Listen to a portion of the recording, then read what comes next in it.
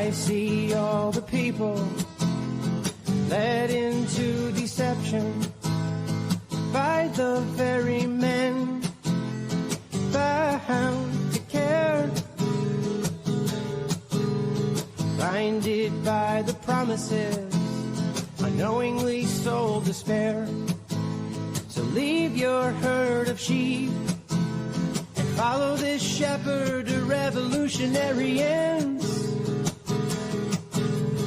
The world that you knew has changed around you. It's all become a money game.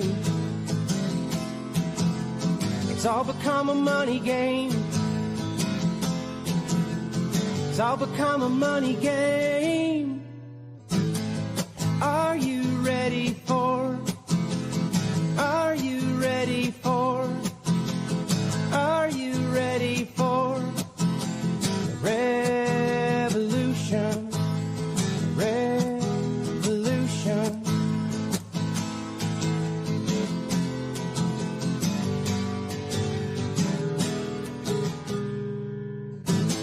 The revolution's now. It's happening all around you. If you cannot see, pull aside the curtain and see the war machine. It's time for you to rise up and prepare. So arm your fellow man, 'cause it's become destructive to its own ends. The world that you knew has changed around you. It's all become a money game. It's all become a money game. It's all become a money game. Are you ready for? Are you ready for? Are you ready for the revolution? The revolution.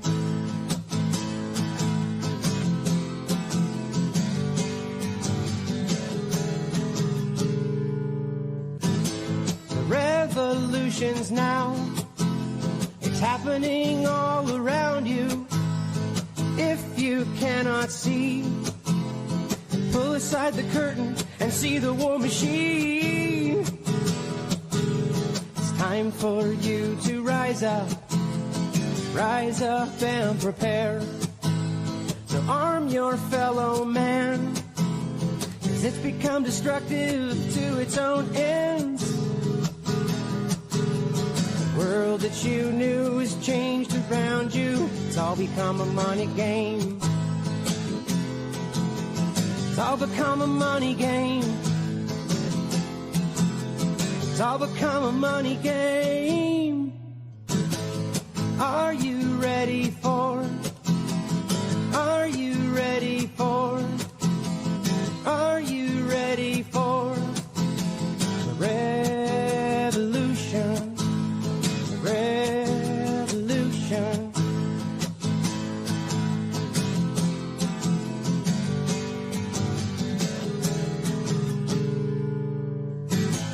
The revolution's now. It's happening all around you. If you cannot see, pull aside the curtain and see the war machine. It's time for you to rise up and prepare. So arm your fellow man, 'cause they've become destructive to their own ends. The world that you knew has changed around you. It's all become a money game. It's all become a money game. It's all become a money game. Are they ready for? Are they ready for? Are they ready for? We the people. We the people.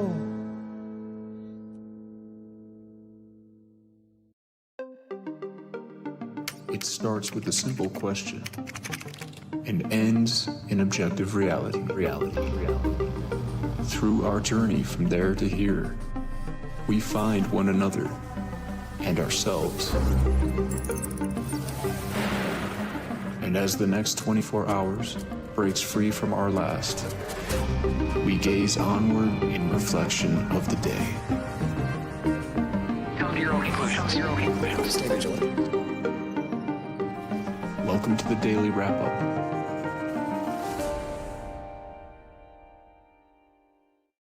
Saturday, August 22nd, 2026. Thank you for joining me today. Now, you definitely, if you're in contact with me, remind me about doing that. So I had time today to do that. I could have played a whole bunch of songs. I'm sorry for the delay to get started today. Just a couple of background things, nothing crazy. Ultimately, I'm trying to get in the habit, for those that are new, to just kind of filling that opening gap with playing some music, mine included, but plenty of others, because we're not worried about copyright strikes around here. So like I played Ben Harper and some other good ones. So give me some, thoughts on it if you want something to be played, or people out there that's actually a better idea. For those of you out there that have music that you think is, that whether it's popular or publicized or sold or not, but more likely leaning towards those out there that are, artists that don't have the, talking about things they don't want you to sing about, or don't have the pathway to get it heard, and you like your music, send it my way. I'll take a listen, and if I like it, I'll play it. But, don't expect it. Only if it's something I think is, good and I want to play, and, so on. But let me know, because I'd like to do that. That'd be a cool idea to help promote people that aren't otherwise able to do it. But of course, lots to talk about. I think main things that I'm on my mind today, I want to follow up with some of the things I was discussing yesterday. But just in general, I'm sure you can see there's a lot of things that are circulating today, and a lot of the continuing conversations, Iran and so on, and just many of them. And many of them we're continuing to follow up on, by the way, whether or not we talk about them every day, including, NDAA discussions, where that goes. I mean, everything we've talked about in general sense, I've got folders for everything, trying to keep eyes on what's going on out there. But important to do it yourself. But today I want to talk a little bit to start about something to follow up on that anarchism conversation that I do think is very relevant, and not just about that one ideology or thought, but just really about challenging these classically held beliefs that, like, for example, that government is the only way that society functions. Maybe that is the case. I don't agree with that, but who knows? Maybe I'm wrong. But it's worth discussing. It's these weird conversations that are just kind of like, nope, we don't agree with that. No one's allowed to talk about that, but free speech and freedom of ideology and, all the things we tell ourselves, and clearly there's lines that are drawn. And that's, whether that's sort of society doing itself because they're afraid, or, power structures creating that, it's still something we need to break through. And I think, at least I argue that. So I'm going to make some points on that I think are relevant, and some of the comments that I think add to that. I definitely want to talk about it's sort of a rally event that I used the picture for today, and just really to kind of a springboard point to make a larger point about what I think is happening again, but also just interesting to see what's happening. And it kind of does speak to the growing awareness of what the government at large, I argue, that's the real point. But if you can't see that, really just people that are calling out Trump as conservatives. But I do think it's emblematic of something much bigger than just this moment and people seeing through Trump. I think that's important to think about.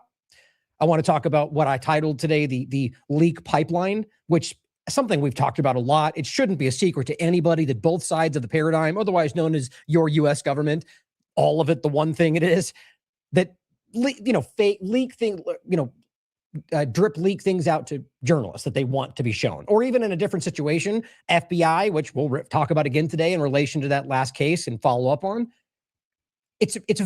I mean, I've seen myself at least a couple of examples where it got retroactively caught, where the FBI leaked information to the media, and the media reports it as an anonymous source, then the FBI points to that report as the justification for what they want to do.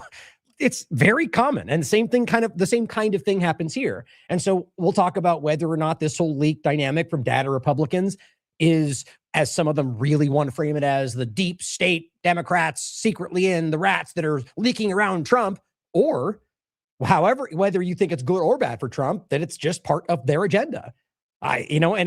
Or beyond all of the partisan nonsense, that it's just what your government does. They lie, they manufacture leaked stories and, fake social media personalities. It's part of the game. I also want to get into the fake meat point that we include in the title, which we already talked about yesterday in kind of a quick overview. really not an overview, but just a passing point rather. And interestingly enough, something that I jokingly said, I think is starting to circulate through the conversation. And maybe I was the only one that made the point, but maybe there's more relevance than we think, but we'll go through that. And I want to talk about, of course, as I said, the FBI, what I argue is an entrapment plot, false flag, if you will. It really does fall into that category if you understand how that can be played, but really just setting people up to be tackled as domestic terrorists. And I want to, and one of the posts we put out, a great article from the Free Thought Project that goes back to 2018 that we posted on Last American Vagabond when we were doing reposts back in the day. And it's still, it's every time that gets posted out, if it's in a certain time frame, it just explodes online. I think it's because it's specifically framed as a right-wing terrorist, and it's what I think the platform allows to go viral because it's within the paradigm. And I think it's very important to make that point. Regardless, it shows you people are very attuned to the idea of the FBI manufacturing plots. It's clearly not a secret. And I think it's important to see that it's something people are very eager to look at and going through. And most of these we'll show you today are from the Free Thought Project, many from Rachel Blevins. So I don't believe there's overlap with them anymore, but was back in the day and did great work about the FBI literally setting up people, multiple cases of which are people that are mentally challenged or schizophrenic or any number of things where they take advantage of that. And of course, the larger points we want to get into around sort of the infiltration parts, the Iran conversation, and surveillance, Anduril, and the border. And I think that's an important part of this because, as I just generally titled today, there are so many examples you look around of what we think we describe as a control grid being put in place. But, largely, I would argue sort of infrastructure, that's the best word for all of it in one, but, things that aren't necessarily seen by everybody yet. Surveillance that's over there, but not interconnected, or at least as we see it, not being shoved in front of us. But it's there, right? But what I think of when you think of what's going on the border, and it's not new, but they've just recently tripled down or doubled down, but it's now triple the amount they originally agreed on. Anduril is now going to be putting these sort of biometric scanned all around the border. And to me, that's starting to really eerily represent exactly the physical, materialized representation of what that becomes. It's not just, as we've always told you, and it's Trump's biometric border smart wall. It's not one way only. And it's also not just the border, as we've continually shown you with the 100-mile Constitution-free zone. Literally, people in Maine, in any number of states, go I think it's about miles into the state. If you live in that area, you're being surveilled. Same with the flock dynamic, and we're going to go over that. But it all comes together. And especially today, as I point out over the years, that some of these shows tend to really kind of just, sync or rather, fit together. Because I tend to go over a lot of things, and sometimes they don't necessarily overlap, and we just segue into something new. But I try to organize it in a way that makes it feel interconnected, because I frankly think it is. And so today, think of it like that. As we start with the idea of, the changing understanding of government and the discussion of other ideas, and different opinions around that, consider that in the larger conversation, and you'll see these connection points. You'll see how this all interconnects, at least as I see it, in the fake social media conversation, the changing of the tune from different sides. There's a lot changing right now, and I think all of this, even to go back to the endpoint of the surveillance and the control grid, is arguably, I think, because of things that are changing. Now, that's always been the plan, but the way that it's being shoved down our throat when people clearly don't want it, including the wars we're seeing, it says something. So first, I want to make a comment that I might have already said this a couple shows ago. I forget, but if I did, it's redundant. I just want to shout this out that somebody had recently asked about the update on the independent media token. And ultimately, it's something that is still in the works. Where we left off, this is something that it was started, Corey, in order to basically fund independent media. And the idea was to start something that was basically, people could invest in it like a cryptocurrency. And if and when it was successful, the point was that the wealth it built would be used to give basically free money, just hand it out as sort of a grant, if you will, to people in independent media. And the board would vote on that, would give it out, and that would be the model. And people, if just as it becomes a positive thing, people invest in it more, and there'd be more funds. And so ultimately, it was an idea, it was a framework. And so somebody asked me, hey, well, you deserve an update. And I want to be clear, I've been giving updates as it's been going on. Right now, it's been the same moment. The point would be that this is not some kind of a pump and dump dynamic or some kind of a scam. The point is it's something he's still trying to make work. And of course, he's being stepped on in a lot of ways we've gone over in the past. But ultimately, the point would be that this is still something he's trying to make work, and it might not work. And that's exactly as we framed it in the beginning. So if you chose to, buy in the token or not, as I said in the very beginning, completely your prerogative. I still support the idea. It depends on whether it ultimately becomes successful. And so I still argue it's something that is a great idea. The idea that you could have something built amongst the support of people in this community that then creates a fund that can be used to be given to other independent media. And I think that's valuable. But anyway, I just thought it was important to update people on where that was. Last I checked with him, the point was essentially there's these hurdles they're still trying to get over, and they're trying to basically work within the system of the corrupt, the same thing. But ultimately, it's still there, and the price is sort of stagnant. So that's where that is. But keep an eye on it. And if there is something that majorly changes, of course, I will let you know. Because essentially, if and when this becomes a viable thing, as Corey told me, I'm supposed to be part of the board that gets to decide whether or not that gets doled out and to who. And so at the moment, that doesn't even exist as far as I can tell. It's just simply trying to get it off its feet. But may not happen. That's sort of the sad reality of some of these things is that, as we all should be, and as Corey told you, we should be skeptical. Like I say about me, question us, question intentions. But the point is that there are things like this that can be used to help people, or, using things in a way that fight back, or, all the different conversations there. And we should always have hope for that. And I think that this is something that could be that if we support it, I guess, or if the system allows it to succeed. And those are two different things, right? And today, I think that's sort of what a lot of independent media get into today, where you have all the right tools, you've got great opinions, you got, all the things that historically would have added up to success in this field, and it just doesn't happen. Now, that happens in general because there's just an oversaturated field, but it's different though. I'm like right now, even with we have a level of success in this field that ultimately is hard to gain. And it's definitely not even comparable to some of these larger people out there, but I still think it's been stagnant for a long time. And even on that note, on Rumble, for example, there's something strange going on. When you look at the comments and look at the last one we had, I think the one about Trump making it easier for U.S. or rather foreign companies to pretend to be U.S. companies, it's got 18,000 views. It's got one comment. And I just go, that just doesn't make any sense. I've got videos with 1,000 views with 50 comments, just who knows, could just be random. But I just find that strange. And I think there's a lot of stuff like that going on. And my point back to the independent media was that there's a lot of people out there that are being, unjustly stifled because they've got the opinions that the powers that shouldn't be do not want being expressed. Now, people like us, we've developed a certain level of following that stops that from just being stepped on. But, if and when, of course, if that's the right way to say that, when it comes to a point where they suddenly start shutting down internet connections, digital IDs, financial choke points, who knows, maybe that'll cut us off too. But like I said, and as Whitney and Derek and I have been talking about, there's going to come a time, hopefully not, but possibly, where we need to find a way to keep this going without the access to these things, whether that's print or whatever it becomes, pirate radio dynamics, which we're already doing in YouTube, but just that was stifled, not allowed to get attention, despite Richard Grove and James Corbett adopting it, somehow just didn't catch on, even though it's a pretty great idea. The point would be that we need to find ways around that. So I guess support your independent media out there, the ones that are, striving to get through, that have great opinions, that just don't get allowed to be seen because of the algorithmic channeling. Important to think about. So on the idea of the anarchism conversation, but I did want to start with this because of yesterday's conversation. I found it interesting, first of all, just to quickly recap, there was a post that went out that basically said an interesting thing to me, saying PSA to libertarians and anarchists and other anti-American subversives. So basically, literally calling, which was arguably at least framed as part of the major part of what was the actual MAGA movement, not the fake Trump side of it that pretended to be those things, but the people that really wanted all those things, whether you agree with them or not. Libertarian was a huge part of that. And so now you've got these, basically what I argue, the fake MAGA, the people that blindly support Trump no matter what he says, that pretend to want to make America great again, who are saying that you're anti-American if you believe in the things that they parroted in the beginning of when they're running for the election. That was crazy to me. But really, it was about the idea of misunderstanding what anarchism is, or libertarianism, or any number of the connections and overlaps, just voluntarism in general. The idea that this is somehow wanting chaos.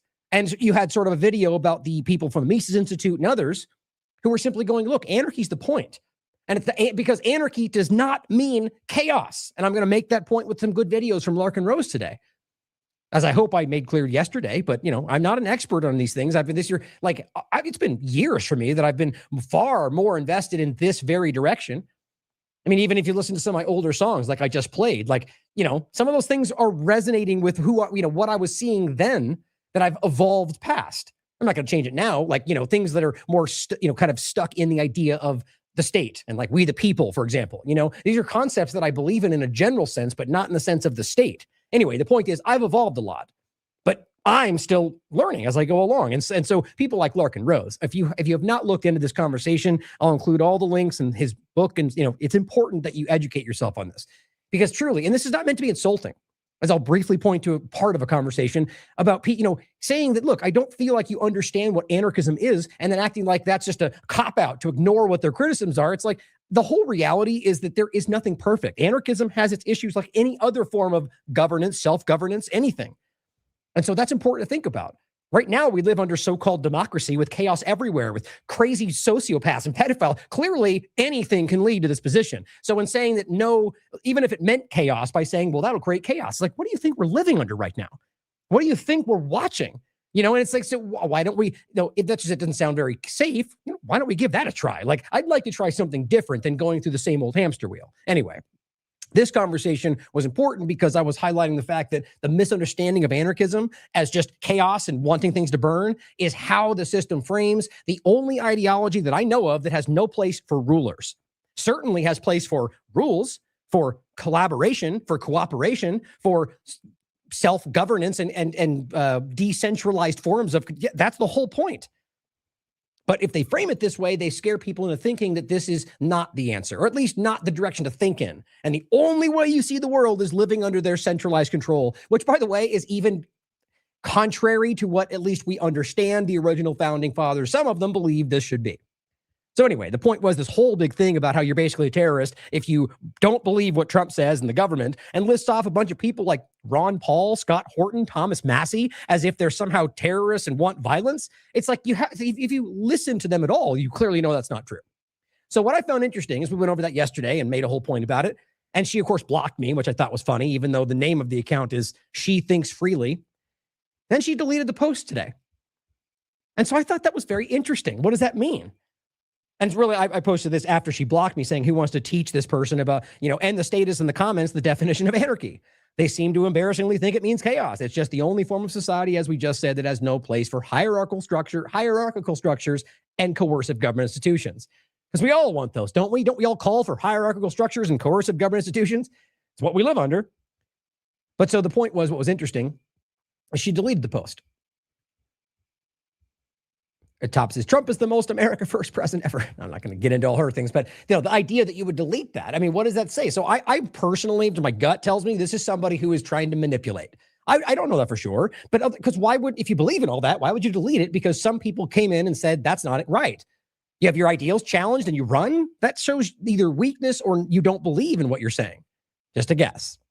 But into this, I thought it was interesting that ultimately there was a conversation.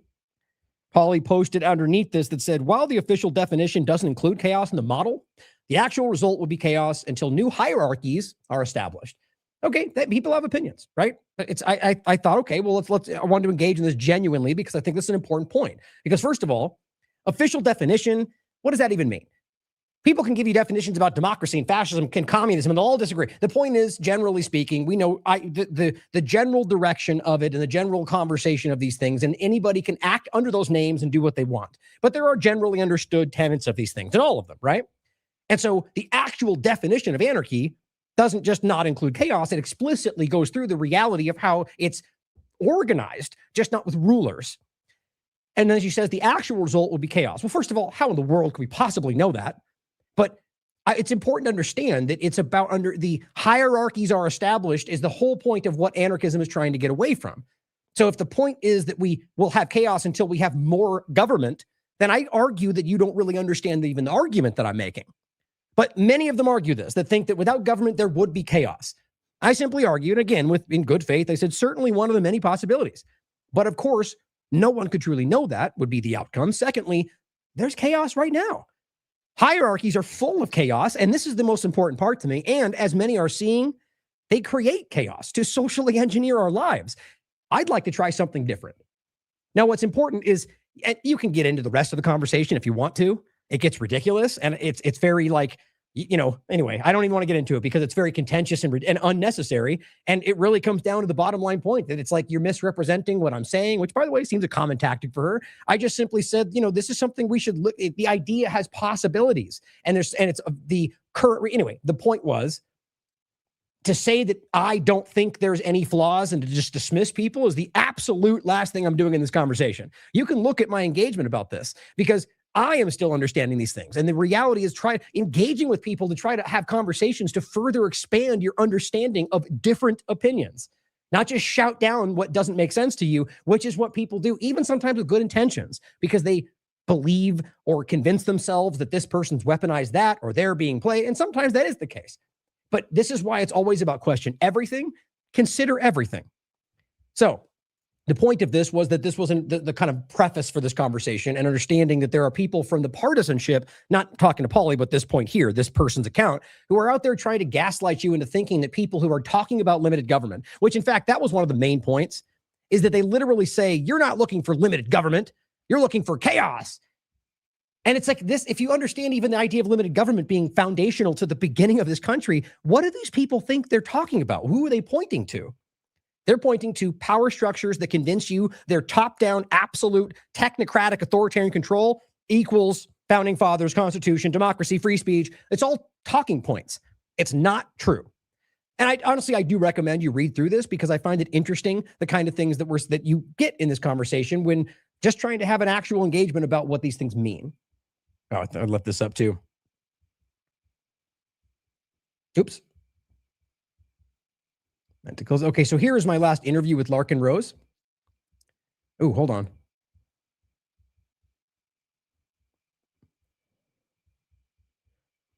Oh, geez, that was weird. Okay, sorry about that, guys. Something happened with my window, and I thought for a second I lost the whole show. Okay, we're good. So, Larkin Rose interview, The Illusion of Authority and the Collapse of the Two-Party Paradigm. Important interview. Like I said before, we talked about this in 2024, and he too recognized a growing awareness of these things. And so I wanted to include one, his Most Dangerous Superstition by Larkin Rose audiobook. It's about, looks like he read the whole thing, about 10 hours long. He reads the whole thing. And the most dangerous superstition, guys, authority, right? Government, the illusion of their authority over your life. I'm going to let him explain this to you. So make sure you check this out. You put it in your car, whatever it takes. Listen to it as you have time. Here's a quick little clip from Anar Clips. Larkin Rose, what is anarchy? So I want to play this and think about what he has to say here and understand the key point here is not necessarily that this is the answer. I mean, just like anything else, people could truly believe in the tenets of anarchism and then go out and do things that I disagree with. And that's the whole point. It's about your own direction, your own choice, freedom to do what you think is right. But understanding that a system today is not about you making those choices. It's about the illusion of you having choice under the construct of power structures that decide like here, you can choose between these three choices kind of a thing. But you can't say those things. You can't think like that. If you do that, you're going to be called a terrorist. Like we have to see where this ultimately already has been for a long time and is clearly going. Now, like I said, you may disagree with this general direction, but the idea is what I'm trying to open people up to, of something different, limited government, libertarianism, whatever you think. My idea has never been about labels. Because you can look through all these things and take the parts of it you like. Like the idea is about understanding the choice of getting away from this top-down centralized control, which is even what the founding fathers arguably didn't want. So you could argue that they were more in line with this idea than they were with what's currently happening. So let me play this. We'll talk more. Practically speaking, anarchy doesn't mean chaos and mayhem. It's a simple word with a simple meaning. The archy part refers to authoritarian domination and ruling. So, for example, monarchy means rule by one person. Oligarchy means rule by a small group of people. And anarchy literally just means rule by no one. And that's all it means. It describes a society without a ruling class, and that's all. It doesn't mean no cooperation. It doesn't mean no organization. It doesn't mean every man for himself. It doesn't mean everybody living like cavemen. It means rule by no one, and that's all that it means. And the word anarchist just means somebody who advocates anarchy. So to be an anarchist means you don't want there to be a ruling class. And that's all that it means. Now, there is a separate definition of the word anarchy, which does mean chaos and mayhem. Now, I know many thousands of anarchists myself. None of them want chaos and mayhem. But think about that for a second. And just to be clear, he's talking about the definition created by the power structures that you'll find in the dictionary or when you look it up on Google, which is what somebody else threw back at me online. Well, look, it says it right here. Google says chaos. It's like, that's my whole point, man. It's not about the idea of what they've defined it as. They also define, terrorism as something very different today. They also define gain of function as something different today. That's how that works, guys. It's about what it really means, about the core original concept that was, as I read yesterday, right? The freeing from the shackles of authority. Who benefits from there being one word that means no rulers and also means chaos and mayhem? People who want to rule, maybe. They want us to associate a lack of authoritarian domination with chaos and mayhem, which is pretty damn ironic given that the vast majority of chaos and mayhem and violence and destruction and oppression and war and genocide and so on throughout history have been a direct result of authoritarian power or government.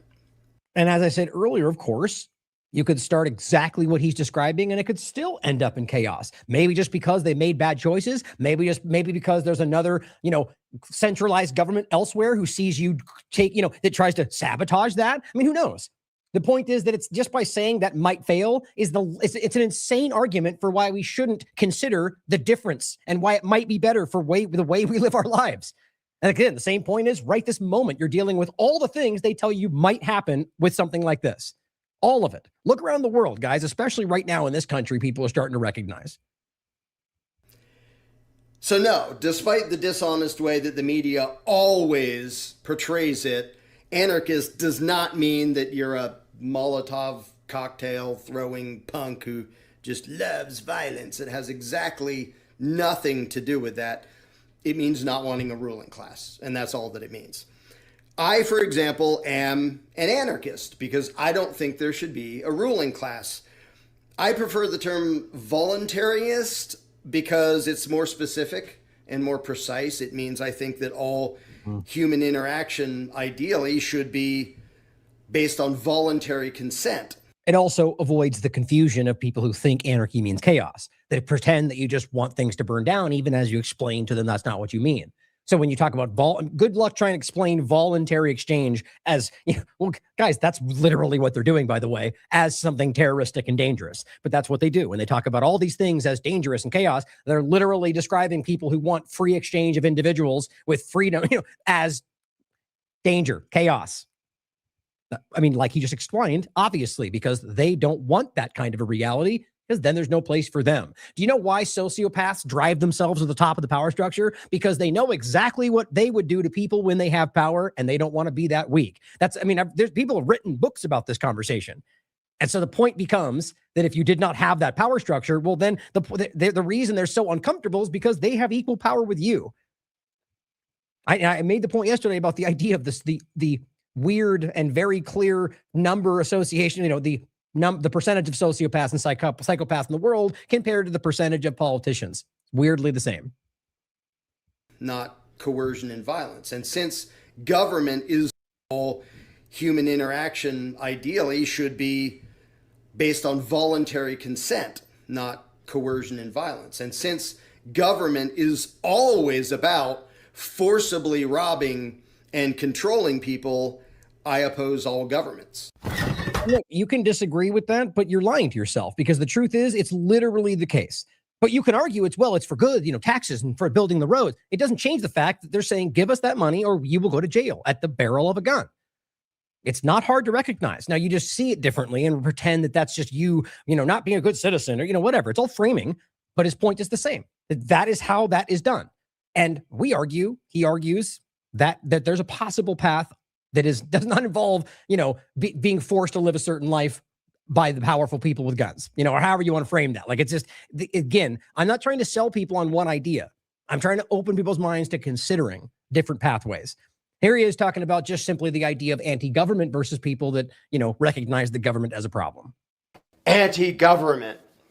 If somebody is having a tantrum and a protest and a riot and a whatever you want to classify it as, demanding that their politician be put into power to rule over everybody and take your money and control your choices, that's not anti-government. They just want a slightly different flavor of authoritarian collectivism as compared to the flavor that most of the mainstream news wants. There's no real fundamental difference.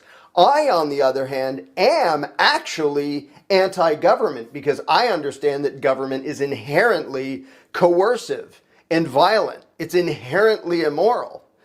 They will pretend that, well, government is just how we all get along and how we organize and cooperate. No, it isn't. Government, by its very nature, is a coercive, authoritarian ruling class. What it does is boss you around and take your money and spend it on things that you wouldn't spend it on if you had the choice. I am against that, which means I am against government, because government is always that. It is always a violator of individual rights. I don't like that. That's what makes me anti-government. So when you see either the Proud Boys and the Trumpites whining that their tyrant didn't get into power and a different tyrant got into power instead, they're not anti-government. And when you see protests with Antifa whining that we need more government handouts and more leftists in office, they're not anti-government either. Both of those are just two sets of government-worshipping dupes bickering over which jackboot they want on their throat. And of course, that's the point. It's usual that Antifa is literally acting in many fascistic ways. And I've said that forever. And so these are all constructs. Now, people fall into it and don't realize that. Sort of like the idea of understanding what Al-Qaeda and ISIS have become. And you can look at Mohammed bin Salman from Saudi Arabia, who publicly admitted that these were groups that were manipulated and ultimately lost control of them, or that the leaders don't actually believe in the ideology. The point is, though, that people that fall into it might, and sometimes do. But it's still based on the idea of a manipulation from the top. As someone who is genuinely anti-government, I'm offended that you're pretending that they have anything to do with what I believe. I don't run around burning down people's properties because I believe in private property, which is why I oppose government, because government is always the biggest violator of individual rights, the biggest violator of property rights, the biggest thief in the world. So when somebody goes anarchy and goes around burning down random properties and demanding government handouts, they don't even know what the word anarchy means. And this is the crux of the point. It's not dismissive to say you don't get it when you actually don't get it, when you don't understand or simply just fight back against it with actual, the bottom line becomes that it's important to understand the simple reality of what he just described. Right, that and that people can do those things in any sense. Democracy, fascism, communism, anarchy. People can go out and do what they want. It doesn't then mean everybody who's ever said that word is what they just did. And governments can clearly drive things to happen and then point to it and say, that's why red hats mean fascism, or that's why this means, that's what they do. And it works either way they do it. I think this is important. It's an easy thing, and people are starting to see it. Anarchy means without rulers, without a ruling class, without government. When they're whining for a slightly different flavor of government, they're not anarchists. They might think they are, or they might be instigators or whatever, but when the media pretends that they are anti-government, that's ridiculous. So, I'm anti-government, they're not. Please stop calling them anti-government. It's insulting to me and others like me who believe in actual freedom and self-ownership and non-aggression and voluntarism, a stateless society where we're all actually equals and none of us votes for a big political parasite to violently impose our will on other people. You could disagree that say he's wrong, but it's hard to disagree with the general idea, right? I mean, and then plus what we're living through right now. Now, I want to play another important clip here. Carrie Wedler coming in with some important news. Namaste. Today we're going to explore the craziest chair position you've ever gotten into. Get ready. In 1910, banking elites and members of the political class traveled to an island to secretly draft legislation that would establish a private central banking apparatus to take control of the American economy. In attendance were a senior partner at JP Morgan, an ex-assistant treasury secretary who was president of what would become Citibank, the director of Wells Fargo, the assistant treasury secretary, and a powerful politician. They started crafting the foundation of the Federal Reserve System, which would become law in 1913 with great encouragement from authoritarian President Woodrow Wilson under the noble guise of preventing the economic instability of the past. They kept their meeting and role in the legislation secret for about 20 years. Do you believe these powerful men were looking out for the common people? A century since the Fed's establishment, the old top-down economic order remains. The value of the dollar has deteriorated, fueled by the Fed's manipulation of the money supply. Even the Fed admits that printing too much money devalues the currency, and yet they've directed the government to do exactly that. Its policies have helped perpetuate America's national debt crisis, encouraging government spending outside its means with a currency whose value has been tied to nothing for decades.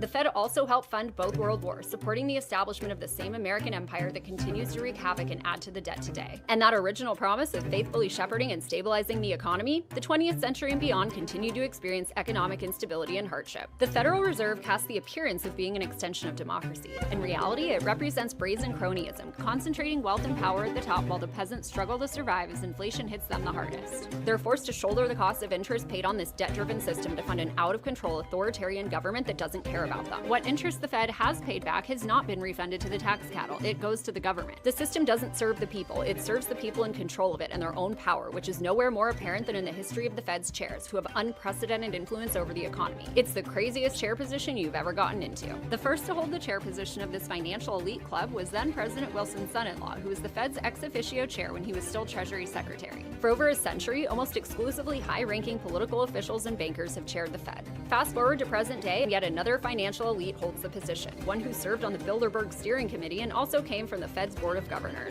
Kevin Warsh. It's a big club, and you ain't in it. And now, the Fed is considering expanding its hegemony into the digital age with a central bank digital currency. While worldwide efforts to impose such digital currencies have struggled to gain traction, the threat of CBDCs and all the surveillance and control they bring with them still looms. U.S. politicians' efforts to ban them, unsurprisingly, leave much to be desired. But it's not too late to change course. Politicians and bankers aren't going to save us, but everyone has the ability to start opting out of the system. One way to do this is choosing to use competing currencies that threaten this financial monopoly while protecting privacy and sovereignty. Now is the time to break free not only of the Fed and government's financial power over you, but the belief that they should have power over you or anyone at all. Follow Carrie Wedler. Always doing good work. She's just fantastic. Now, the point the joke really was that, right, this is the post. I can't be sure. I didn't talk to her about it, but I get the sense she's trying to making fun of those videos where you've got those girls like literally sitting with their legs spread open, talking about politics. Like, I mean, it's obviously not even secret. Like, it's very, very obvious what they're doing, and yet it still just continues and people follow. It's very, very weird. So I argue this is what my guess is that she's using that to sort of make fun of, to spring into an obvious, very important conversation using the joke of the craziest chair position. But in general, Carrie's fantastic. You should check her out. But think about what she just said there in overlapping with what we just discussed. I mean, so whether or not you agree with the idea of anarchism or anything else, what she just described is a long-term left-right, all of government problem where they do not care about us. They only care about maintaining control financially, socially, and everywhere else. And the Fed is just one example of that. The totally not governmental thing that we're never taught about. That's completely, it's so broken, guys. And just realize that this is how these things continue. And as we squabble over the next person to stand in that White House, it doesn't actually change anything. That's just important to think about. Now, getting into the part of the two-party illusion discussion and that rally. First, joking again, Solo News Day shared this. Steve shared the post of this, and I just want to really show you. It was Matt Vall here, on a very clear Trump sort of operative, whether it's deliberate or not. It's, person who's I argue one of these fake MAGA types that are out there going, Trump's the best no matter what, all the time, even though he's double-crossed everybody on the actual people that wanted the things he was promising. And this is him saying, this is the first Trump rally of my life. Anyone saying MAGA is dead has clearly not been to a Trump rally. Okay, well, first of all, it's not even that big. It's just funny. He pans all the way around. It's not that large, but it's, not small either. The point is, Steve says they might not be dead, but this rally is clearly being held in God's waiting room. They're if you look closely, It's actually kind of crazy. The whole joke is today that the only people that support Trump are the boomers that watch Fox News. And if you look, they're not wrong, guys. I mean, you're hard pressed to find anybody without white hair. Not even kind of joking, really. I mean, it's crazy. And I think that says something. I think it's a demographic thing. And I think it shows you clearly that this is a dying movement, that the people who they will tell you the most important demographic is the young kid, they don't have it. They have the diehard long-term support who barely even pays attention. They just go, Trump the best. He said the things I liked back then, and I'm going to vote. Or, I'm not going to speak for the entire demographic, but I'm arguing that that's where you end up as you're sort of, like it's becoming more of a thing that I'm like in line with them and I'm just committed to it, as opposed to following day to day and going, whoa, okay, maybe he is a liar. It's like, that's what we should be doing, whether you believe in him or not. Hold their feet to the fire. But what's interesting, now here's the thing on this clip, same rally. The argument of this is this has been faked. It does kind of seem that way, to be honest. One, because it's loud and it sounds like the guy filming is doing it and he spans and so you don't see anybody else saying it. And there's also nobody reacting. But then again, it could be loud. So just know that this is what it's not verified as far as I can tell, but the argument is this has been dubbed over. The reason I'm including it is because of the next part of it, which shows you that whether this is accurate or not, there are people that were at the rally who were, adversarial, at least trying to challenge the Trump support. And so that's where this came from. But I've also seen, I believe it was Marjorie Taylor Greene and some others reference this. Doesn't mean that's real, right? But it just consider that it could be fake, but I can't verify that. But the point was that people are now, and let's even put it this way too, this is happening. There are people that are out at Trump events or elsewhere who are now criticizing. Like the guy that went to his rally and was making fun of him behind him the whole time. People in the crowd with him saw him and didn't even care. Who knows why? But here's this clip. We'll discuss more after.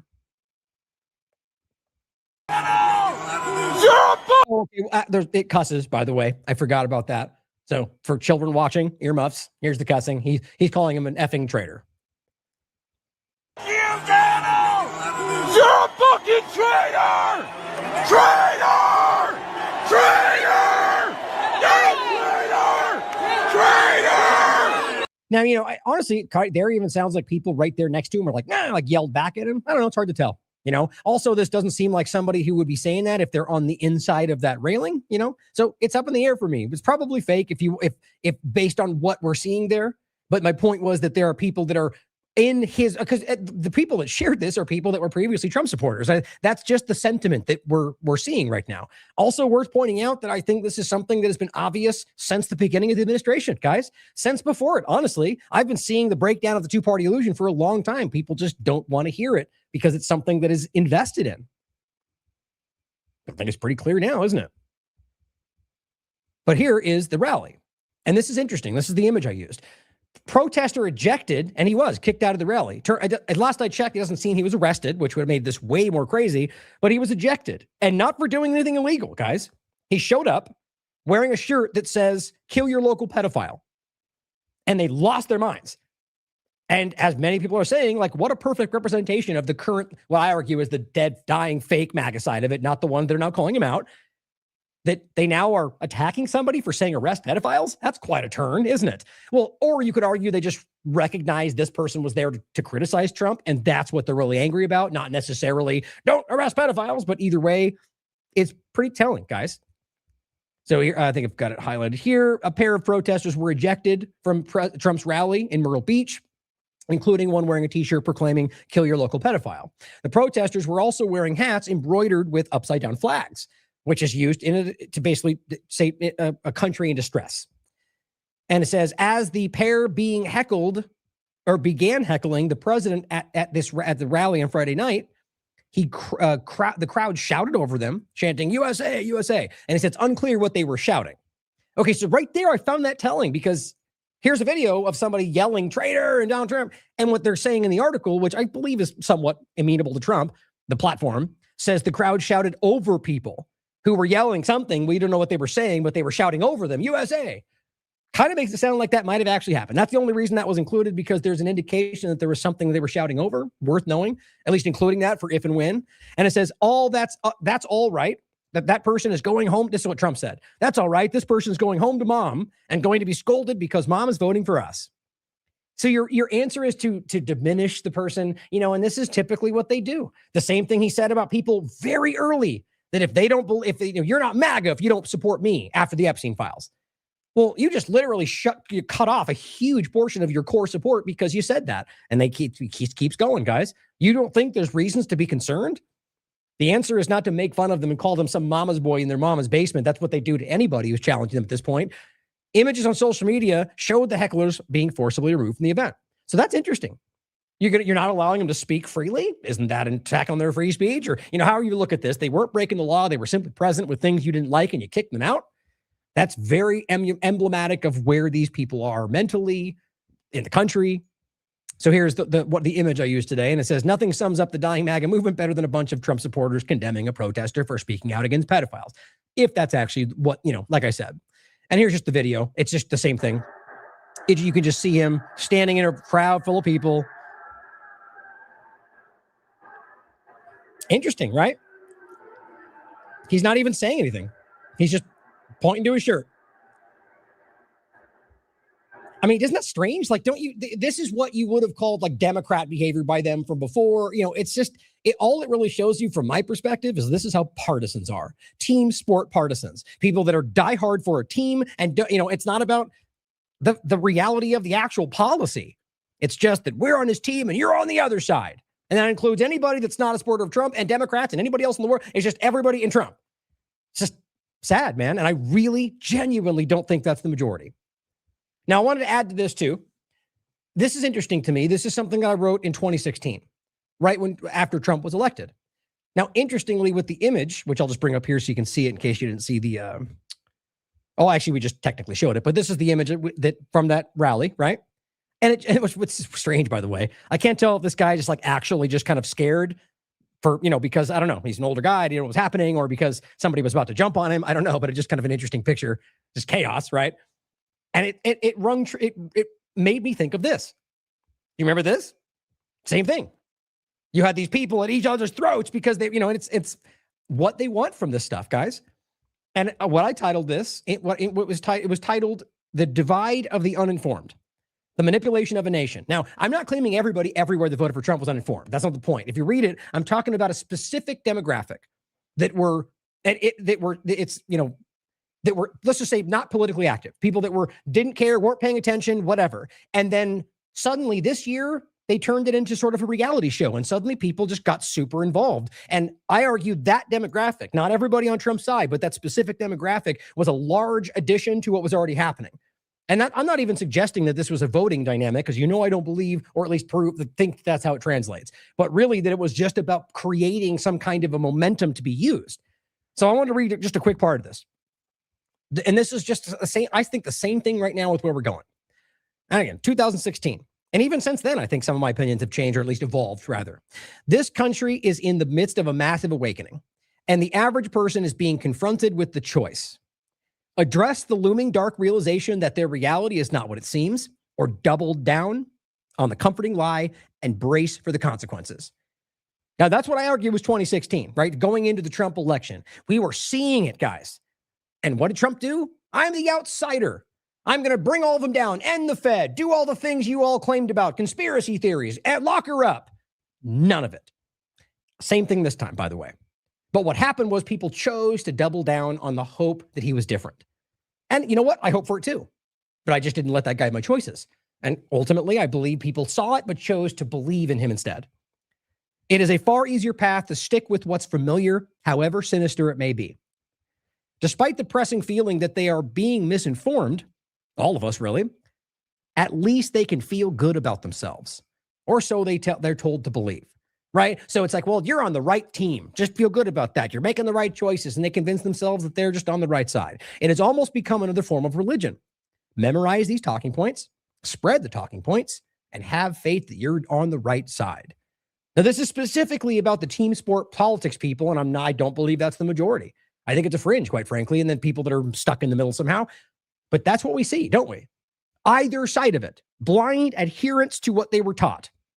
Jesse Waters in The View, or whatever the equal stupidity of his, the juvenile thing that he represents today. Because, right now that's the upper focus, when during COVID-19, it was more the other side. But clearly they're all doing the same stupid thing. Like I'm sure you could make a Rachel Maddow or Joe Scarborough or somebody like that they just do the same things. They just parrot what they're told.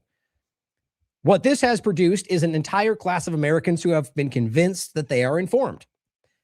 In essence, that is what this past election was turned into, a crazy reality show. This was ingenious as those caught by these similarities between the two are slowly turned on to the new reality show, American politics. And this is not a new opinion, right? There's a lot of us have talked about this over the years. This has awakened a dumb, sleeping giant waiting to be pointed in the right direction. These are the very same individuals screaming at rallies that Trump will end the world, or conversely, yelling that we need to make America great again. And many of them believe that. Many of them still do. The point was that they let that be guided by him or anybody in the government. And I said with no conception of how that is to be done or what it even means. In reality, they are simply parroting what they were told at their chosen pulpit and aggressively defending these falsehoods with no real understanding of the surrounding dynamics and why they have the position they are claiming to hold. When confronted with contrasting information, like we were just talking about, even while attempting to have a civil conversation, these are the individuals who quickly get agitated and lash out, throwing out terms like un-American and conspiracy theorist. Either side, by the way, we literally just walked over that. These are the preconditioned responses to any idea that even slightly contradicts their treasured gospel of truth. That, guys, is all of this, including the idea of a different path, including, you name it. A conclusion?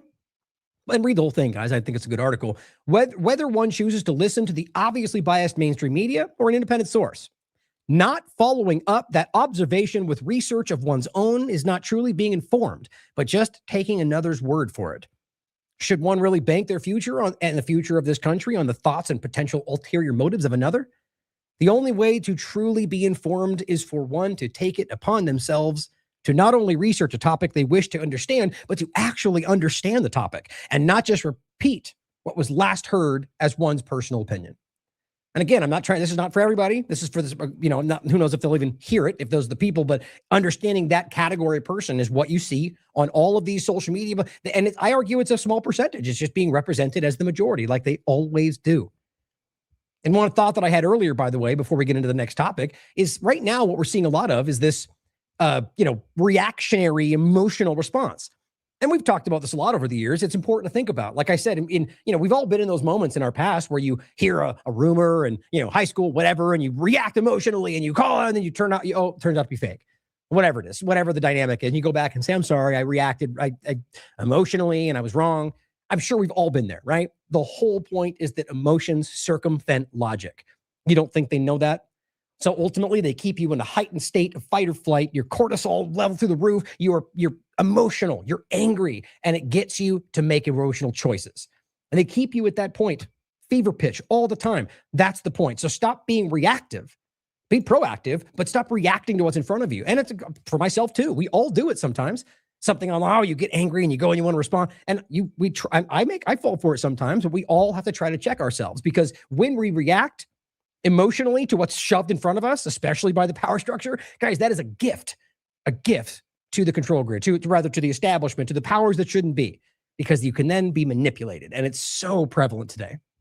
So continuing and getting into the beef overlap, next one actually, in the conversation of the data Republican sort of leak pipeline, which again, coming off the two-party illusion, coming off alternative ideas, we're talking about something that keeps people tapped in to whatever this broken thing is. And so this is actually a really interesting conversation.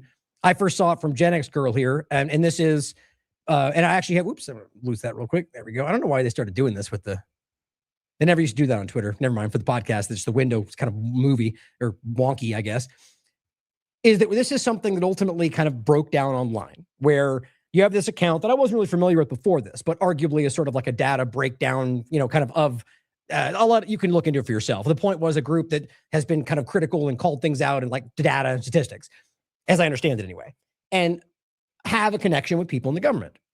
And what happened was they ultimately got information and felt like they were being trapped, and then went online and yelled about it. And then the Undersecretary of State commented underneath this and said, like, no, this is not a trap. We're just trying to get. And so you can decide what you think it is.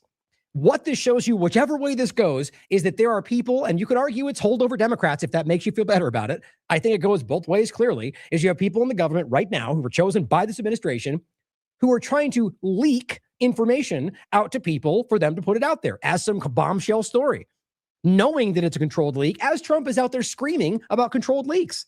So you can argue that she was the one that's being secretly doing it. I don't believe so. My gut tells me this is what they wanted. And now they're trying to cover this under something else. So I'll quickly read part of this, then we'll come back to it. I'll read the article. Janice Girl simply says, so let me get this straight.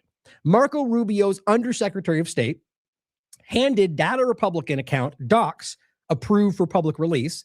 So Data Republican can pretend to expose corruption, but she thought it was a setup, the Data Republicans account. She says, I don't know what's worse. The fact that Data Republicans is a fraud researcher who, in her opinion, and I agree, this clearly shows some kind of a weird thing, at the very least that they were open to just being handed things from a government that constantly lies. So take it as you will, whether it's fraud or just a, naivety. Or again, actually, just even say it more generally speaking, maybe they are cognizant of this and maybe that's why they posted this. So however you want to frame it, go ahead. It's just simply the idea that they were willing to accept information from a government and then not really divulge that it was some kind of a pipeline where they were handed things, at least in this case, until after they thought they were being tricked. And it says, so they could pretend to expose corruption, but she thought it was a setup.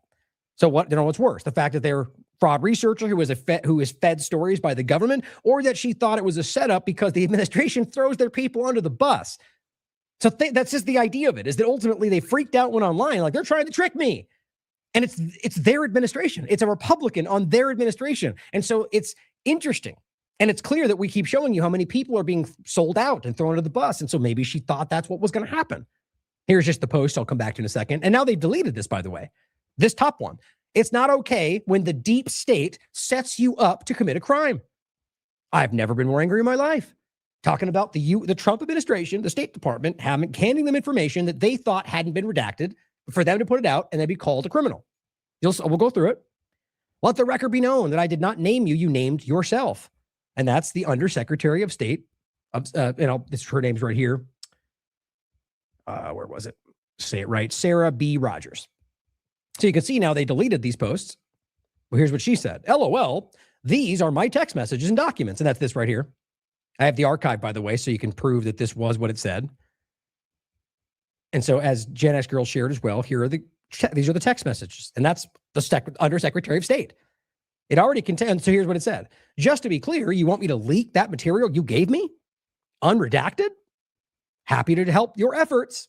So see, that's why I would agree. But I mean, let's be objective. We don't know everything else. But I agree with Gen X. Like, this is clear that you're not going to divulge that, obviously. And it says it already contains all necessary redactions, meaning no more redactions needed. And it says, if you'd rather report on already open source stuff, that's fine too. But I wanted to give you the option of breaking the story as a sort of a gift. In fact, quick deviation. I won't play the whole thing. This is exactly what this is, and it's still happening to this very day. Well, one of the four principal functions of the CIA is to gather intelligence and ideally forward it to the president, the users of information, the policymakers, as they say. There are other functions, however, some of them more legitimate than others. One is to run secret wars, the covert action that's written and talked about so much, like what's happening in Nicaragua today from Honduras. Another thing is to disseminate propaganda to influence people's minds, and this is a major function of the CIA. And unfortunately, of course, it overlaps into the gathering of information. You have contact with a journalist, you will give him true stories, you'll get information from him, you'll also give him false stories. But you do buy his confidence with true stories? You buy his confidence and set him up. We've seen this happen recently with Jack Anderson, for example, who has his intelligence sources, and he is also... That's so weird. And only on my computer. And it goes on. And the point is clear, right? Sometimes you get actual information, right? Alex Jones will know all about that. Plenty of others. Glenn Beck, they all know about that. And including how they were played to put out false information. So in this case, it's interesting to see this back and forth, right? Of the actual text, or actual exchange. Saying, oh, I'm just going to give you this breaking story for a gift. Now, who knows that, the point was that it's not even getting into accuracy or not at this point, but if you're in this position and there's dumping things in front of you, it's like asking Grok and accepting it at face value without looking into it. And they will manipulate you. That is what these people do, in my opinion. So let's read this article first. We'll come back to this. Alternet put this out. Trump official goes damage control after her leaks go sideways. A Trump official is trying to laugh off the suggestion. Now, by the way, they frame it. I believe this is somewhat partisan. I haven't checked this platform in a while. This is just first I saw on this, but they frame it as QAnon account. Again, I'm not very familiar with data Republicans. That doesn't seem like the case. Maybe it was before. Who knows? Just for understand that that's what they frame it as. A Trump official is trying to laugh off the suggestion that she fed information to a QAnon account that could land the owner in court. It says, it's not okay when the deep state tries to set you up and commit a crime. I've never been more angry in my life, as we just read. And it says, I walked in with good faith, ready to collaborate on Cuba. Think about Nick Shirley here, guys. Plenty of people have making these points. Got shoved a bunch of hard copy documents to leak, didn't check them before accepting, gave a non-committal answer. Yep, markings that would have gotten me in big, big trouble. So is he being set up or she being set up? Are they just trying to keep this like fake pipeline of fake report, new media manipulators so they can mislead them when they want to, and the naivety that is overflowing for people like Nick Shirley that clearly just go along with the team? I mean, this is what we're seeing, and I believe that's exactly what just happened in regard to all of these. I mean, there's so many examples we could get into, but so this is about kind of the upcoming narrative here, and it says I consulted people, and if this were a sanctioned leak, they would have just sent over email. They tried to entrap me. And so what's important is right now, it seems like they don't think that anymore, as we'll get into, or at least they deleted the originals, which suggests that they're trying to walk that back. And he did follow up with a comment, or she, here we go, about following up. We'll come back to that in a second. It says, while the information in the documents themselves were nothing burgers, according to an X account, Twitter, the poster claimed that the information tried to get me to commit a crime, simply meaning that there were things that should have been redacted that could have been used to argue you put out sensitive information. That seems to be like the go-to. Bolton, anybody. You didn't do this, or you didn't classify right things, or you took personal information, or you tried to not FOIA exchange. Like, these people are all like murderers. You're like slapping them on the wrist for hiding a document, which good, they're criminals, but we need to see how easily and how consistent it is. They go with this low-level thing so they can go 5 years and millions of dollars and then go, oh, well, they admitted it. So slap on the wrist, go home. It's a cycle, guys. That's what I believe anyway. Now it says, no, I did not fall for your trap. It says, and this is comments, people saying, why would you ask data Republicans in response to the undersecretary to leak documents that you could have just released yourself? This isn't adding up. Why? Obviously, it's clear because they don't want to be seen to be putting it out. They want it to look like organic reporting. That's very dishonest, and it's commonplace, guys, left and right. My question, they go on, another person, is if y'all are on the same side, why is this social media and not discussion in private? Very good point. Another Trump supporting account posted. Well, obviously because data Republicans thought they were being set up by their own team, or at the very least that they now want to make it sound like a Democrat holdover or whatever. But at the time, it's hard to see it that way. Do you always trade info of our United States government as gifts to your colleagues and to your colleagues? This is a very, very, very exposing moment. They're trying to pass off as just a casual thing. So why she responded is hard to say. Maybe she thought she was tagged, right? I mean, the incompetence level is through the roof. It wouldn't surprise me. These are my text message and documents. The markings are FOIA redactions required even for voluntary disclosure. To prove this isn't a trap, I'll happily disclose the documents myself. Here they are. Well, I don't see them. Oh, here we go. No, this is just screenshots? Of course they're screenshots. A la Twitter files, ladies and gentlemen. Here's all the files that I can just give you screenshots of. Cool. Crazy. Now, Gen X Girl goes on to say, I've been saying data Republican is fraud. She says, data Republican says, I see Israel ops everywhere because I have cognitive bias, attacking her for basically acknowledging the obvious Israel infiltration. And Gen X Girl goes on to say, get her fired from, and this is, well, first of all, I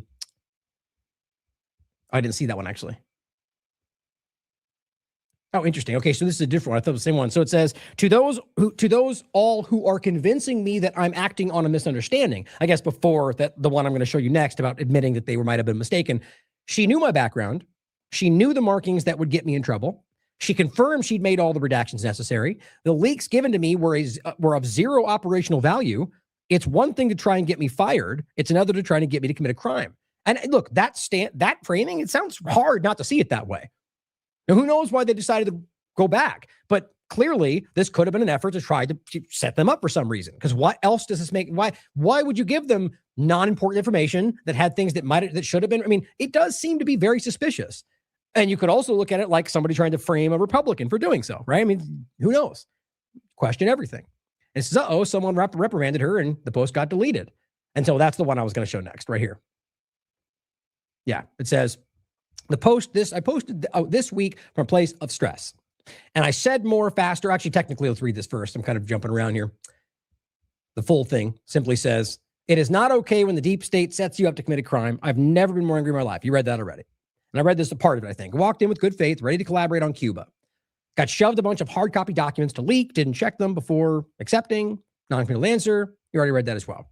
Goes on to say, the markings weren't crossed out. I consulted people, and if this were the sanctioned leak, they would have just sent an email. They tried to entrap me. The actual documents are nothing burgers. I guess we did read all that on the kind of in the article. No, I didn't fall for your trap. I mean, so clearly on the record, whether they deleted it or not, she responded to it and said, I'm not falling for your trap. Interesting. So, posted this from a place of stress, and I said more, faster, and louder than the moment called for.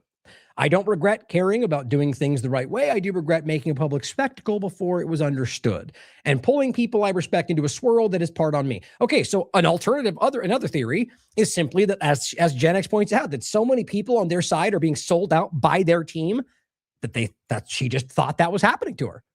And now maybe they're trying to reframe it as the Democrat. I mean, I'll show you some of those posts underneath it in a second.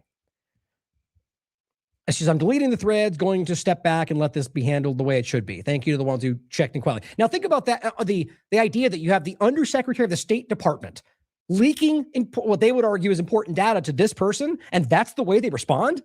I'm being set up by the deep state. It just kind of goes, even though that's not something you should diminish, guys, just being set up by the government. But think about, that's the kind of people they're working with. I just think that's very, very telling. And it's whether it's a lack of, the level of incompetence or that they're trying to aim for that, I don't know. Maybe we're being destroyed by something else. And I guess we can all go back to consuming the deep state curated BS, posted, deleted, and Data Republican and Sarah will be hugging soon, right? And there's more threads here, which I'll come back to in a second, that go over a point that connects to Nick Shirley. Again, archives included. Here's her actual post beneath it. Now here is another Trump supporter saying, Stephen Miller, we have a traitor in the house. You see how this always goes? Why would it be like, okay, so this is somebody who's literally under Rubio, one of the most powerful people in this government with multiple high-level positions. Trump pointed him. Trump supports their actions.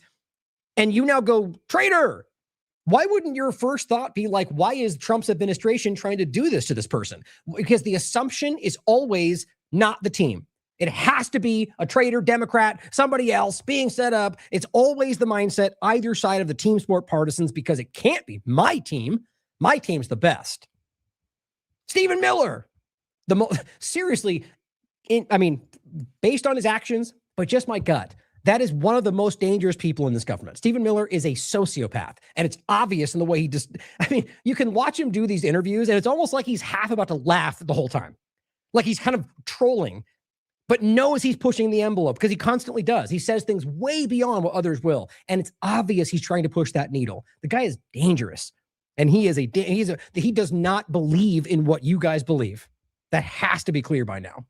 On top of that, the other one, Gina Milan, another one of these fake, this account, just go ahead and laugh if you want to go, or go through it if you want to have a good laugh about the blind partisan player.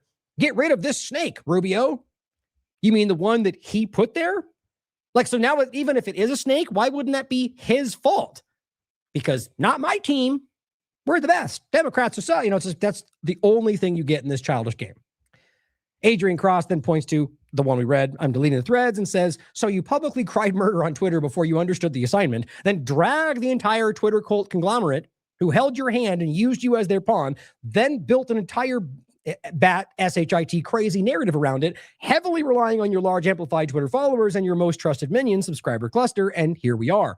You can't delete the thread, or you can delete the thread all you want, but it doesn't delete the crash out. Even your heavy AI use couldn't save you this time. You should have joined the wine moms and play, making fun of it, really. So I'm not familiar with this count either. I think I've fallen for something else. I don't remember why. Either case, I can't speak to what he does in general. And the point would be that he's simply calling them out. So who knows what it's driving from. But ultimately, it is a weird thing. And it does speak to, immaturity, I guess, incompetence. I mean, the fact that you would freak out about that without understanding what actually happened or knowing the details just because, against your own team. Look at it this way. You work at a massive company, right? And all of a sudden you get a notice about something that is, off or whatever. It's just the same circumstance rather. And you just, instead of going, hey, wait a minute, like this is crazy. Like, is this wrong? Is this supposed to be a mistake? You just put out a massive memo to everybody in the country, in the company and say, the president's trying to trap me. The CEO is trying to get me arrested. What do you think is going to happen? Without the information, it's just crazy. It's a weird way to go about this. I agree with Gen X. I think she thought she was being set up by her own team, and now they're trying to cover that up. You can decide for yourself, but it shows you a larger pipeline, guys. This is how they operate, the entire thing. Eric simply goes, the real story here is that Data Republican inadvertently just exposed how Nick Shirley got this riveting Minnesota fraud story out of nowhere. I agree. And she does have a pretty good thread here breaking it down. Worth going through. Oh, actually, it's this one right here, I think. Yeah, it's the next one here. And it basically goes over the whole breakdown, of the ready to go to collaborate on Cuba and the information he got. And Nick Shirley's currently now in Cuba. Like, they're all just being led along, guys. Like, it's a clear thing. And it says here, they don't want to look like it's actually coming from the White House. You know what I mean? It worked out for them and Nick Shirley, which was an actual text exchange. Guys, I think you already know. And there are people that fall for it. But the truth is that most people are starting to be attuned to this. And now what you're going to get are people trying to get you in another direction. The new party, the next president. Like, it's just, we got to be paying attention. Don't lose sight of all of this because it's not changing because they've put a new flashy toy in front of you. Now, in regard to the meat conversation, which we also discussed, this is just kind of funny, actually. And it still, to me, does speak to the two-party side of this and what we're discussing about the false kind of artificial nature of this. But what's interesting is that we were talking about this just as a disgusting story in its own right. That the Bureau of Land Management, who I argue is an unconstitutional thing in its own right, is in charge of protecting what I didn't know is only 73,000 or so wild horses in existence in wild horses rather in the West. 700, that's 73,000. Now that's not like a species going extinct. There's horses all over the place, but we're talking about a wild, natural horse environment. And some people may not care about that. Clearly Trump does not. But it matters I think to people, like, ultimately, that it's what you're doing is these are living creatures. Let's put it that way. And the idea that you're simply just murdering them for a profit in the moment, it's just disgusting, no matter what you're aiming at. And so the point was they're going to killing these horses and selling them to get butchered. That's what it's, and it's $750 a wild horse. Do the math on that. 73,000 horses, $750. That's pennies in what they're actually dealing with. So my thought was that's not the truth. They're not trying to make however much money. Do the math on your own. The idea being that ultimately they're spending billions, if not trillions, and we're going to sell $750 a horse. Nah, there's something else going on. At the very least, it's for the land or data centers. But my joke, and maybe not a joke, was, I remember yesterday I was going over this, and I basically was talking about the meat story, and I was like, in a totally unrelated story. Horse meat, it's just basically joking, but it did stand out to me as a weird time overlap. But I don't know, it was a joke. But then today, all of a sudden, it's all over the place. And it's certainly possible that we all just came to the same conclusion. But who knows, guys? Maybe we're reaching, that TLAV has this effect on the conversation more than they allow us to see. I really do think that, by the way. But so Z Media comes out today and says, in regard to Trump's post, which weirdly does say, the U.S. will allow, and this is what we're going to talk about next, 300,000 metric tons of product for ground beef. So why would you say beef? I agree. It's a weird way to frame that. What exactly is product for ground beef? And I said, horse meat, anyone? And posted that. Just make a kind of a joke, but no, maybe not at this point, right? And what's funny is, I think I have it right here. Now people are posting this, and this is after my show. Do not eat Trump beef. Picture of a horse. And look around. It's a kind of a beginning to trend topic. Like, it's interesting. And I think that's pretty cool that I think we all had an effect on that, but ultimately that people are questioning the overlap. Not assuming, we shouldn't assume, because who knows? Maybe that's not the case. I likely don't think it is. But overall, what he's doing, to get into the crux of the point, is according to, other than like, again, blind MAGA supporting ranchers that say this is what we all need, and maybe they're right. But from what I can tell, the vast majority of people who are in this field are saying this is the worst thing he could do. It benefits his momentary, appearance and hurts the industry he claims he's trying to help in regard to the ranching side of it. Oklahoma Cattlemen's Association says President Trump's deal allowing additional foreign ground beef imports is bad for Oklahoma ranchers and should be rescinded. Now, Trump is now basically saying he's going to allow that meat, reduce the tariffs because the prices are too high, as we just talked about yesterday, very clearly proving what you all should already have known, which is that tariffs immediately directly end up falling in your lap. That's what and he lied and said fake news, Democrats lie, and then goes, we'll take away the tariffs to lower the price. Well, boom, there you go, which you should have already known. You didn't need the mainstream to point out that connection. It's obvious if you understand how it works. They put tariffs on it, they raise the prices, you pay more, and then of course the way it worked out this time is they end up giving refunds back to the companies who already raised the prices, and then they keep the prices the same. Yeah, it all works out for everybody except the American people. Now, for the cattlemen. So now he's doing this and importing some mysterious meat from somewhere that he refuses to say where it's from, which is pretty damn weird. Yeah, the growth will take care of that very easily. Mr. President, 700. Question about it. Mr. President, on the beef deal, which countries did you make that deal with? What are the sources which of deal? The beef deal? I don't want to say which countries, but there are a few countries, but they're going to be sending in the highest quality beef. Sure. So that he said that so clearly makes me think it's the exact opposite. Typical Trump. Could be wrong. But I don't want to say.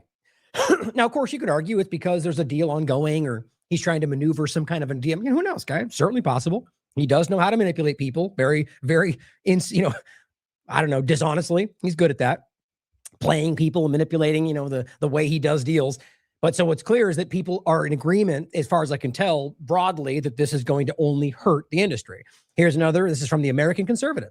And I keep pointing this out, guys. If you're paying attention, it's clear that the people are starting to turn. And I think it was clear months and months and months ago. This is the opposite of what needs to happen. He says a cattle rancher unhappy with Trump. Well, let's talk about it real quick. Right out of the gate this morning, we've got an announcement from the administration about, cattle, beef prices. They're going to import a bunch more box beef, ground beef, scrap cuts, that's what I call them, and hopefully bring down the price of ground beef in the store for y'all. We've seen a market crash for live cattle that people like myself grow and take to the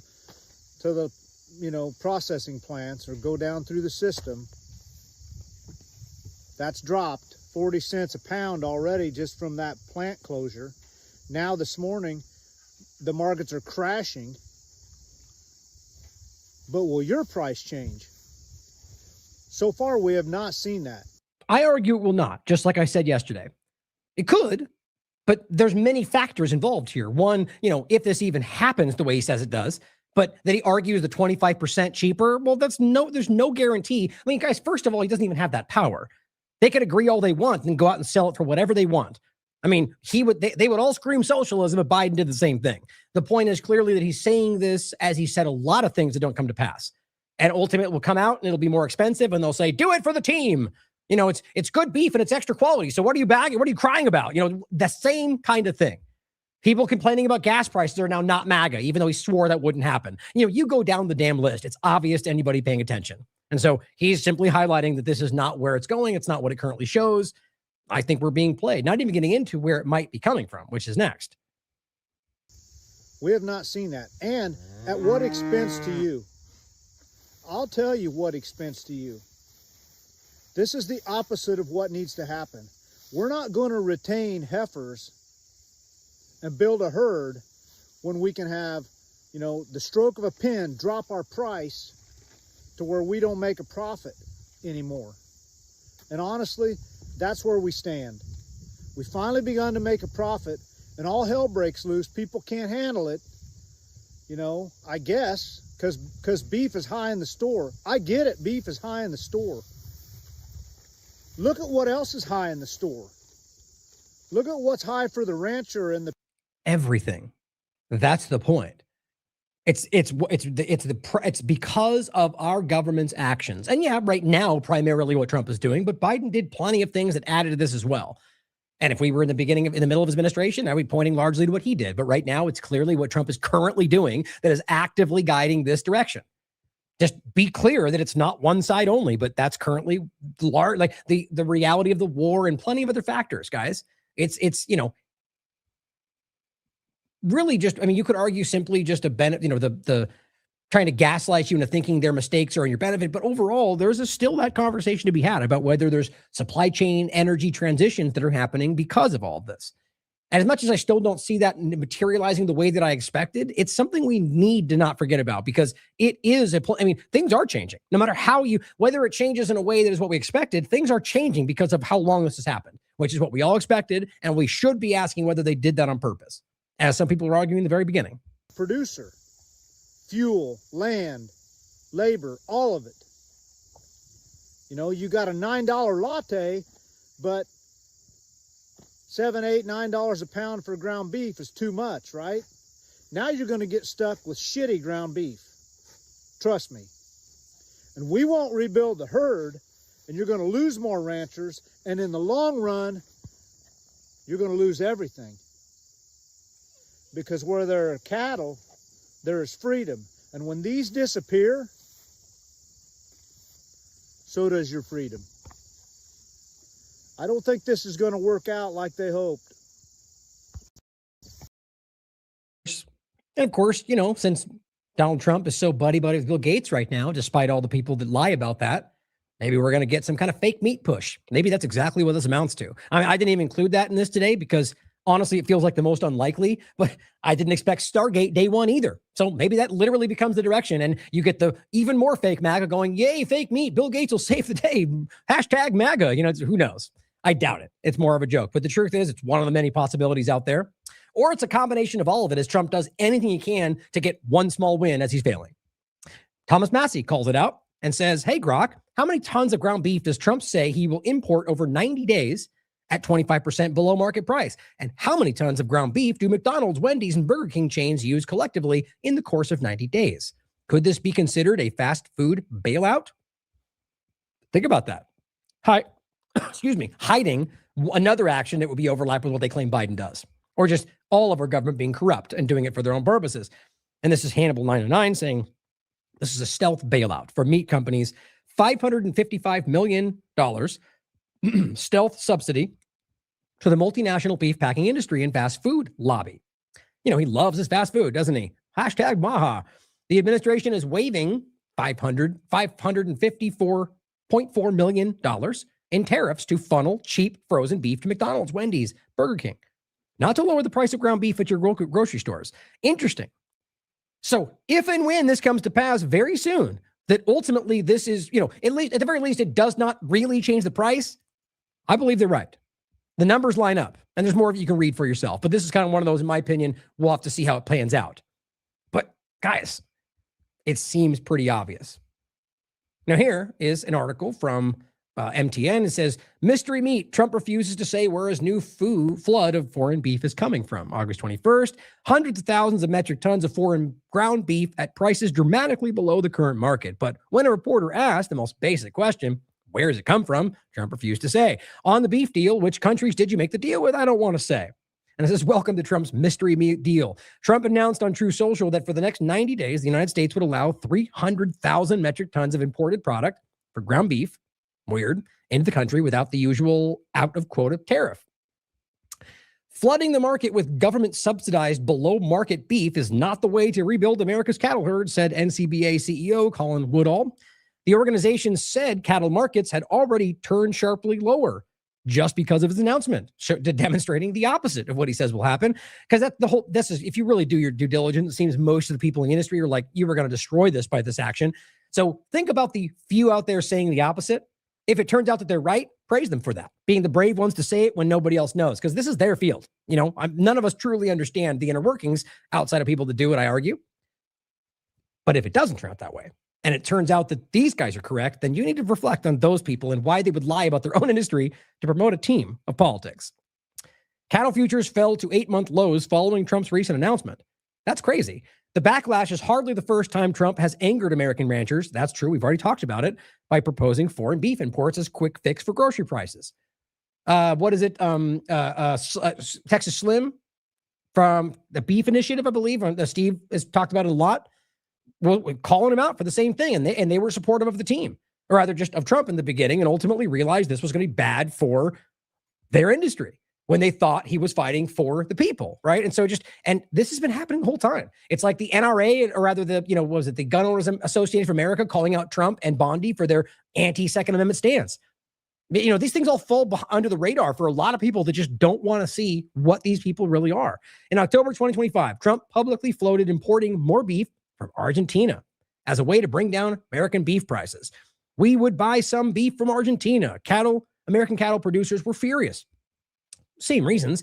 2 days later, after Trump announced plans to increase Argentine imports, the organization escalated its criticism. Now, the United States Cattlemen's Association sounded a similar alarm, warning Trump that expanding Argentine beef imports could threaten their producers. Domestic. In February, Trump authorized an additional 80,000 metric tons in February of Argentine lean beef imports for 2026. It's almost like this has been organized, distributed through 4 quarterly tranches. Now, what I find really relevant about this is where this is going from, before. Now, as I played for you just now, he's saying we don't know, but Department of the Deportation say it's going to be Argentine beef that was just rejected by China, which was for being laced with neurotoxic and carcinogenic antibiotics.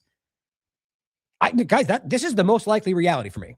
That this is because it's already been going on and it's only going to end up more. And these are things that have already been shown to be problematic from a country that is absolutely floundering because of what they drove, because of Malay and their ridiculous scams and crypto manipulations and, chainsaws and then failure. That's what we're talking. Have they sold you on the future? Because the guys aren't libertarian. They aren't anything they pretend to be. They're all as part of this new network state CEO-run country direction, and they're trying to trick you into thinking that's what libertarianism is. Truth is, guys, that I believe this is where it goes. Giving you terrible meat, cheap, terrible, disgusting meat that's not about being healthy, that gives them a benefit with Argentina and gives them something. It's just not what you want. It's not what anybody expected, not what any American's calling for. Definitely not the ranchers. And this is funny to me, but disgusting. Headquarters reports, this was on the 11th of August. 30,000 pounds of imported raw beef from Argentina has been recalled after failure to reinspect following its arrival in the United States. This comes after USDA's Food Safety and Inspection Service lost 9% of its staff last year during the Trump administration's DOGE cuts. And it says this was 10 days ago.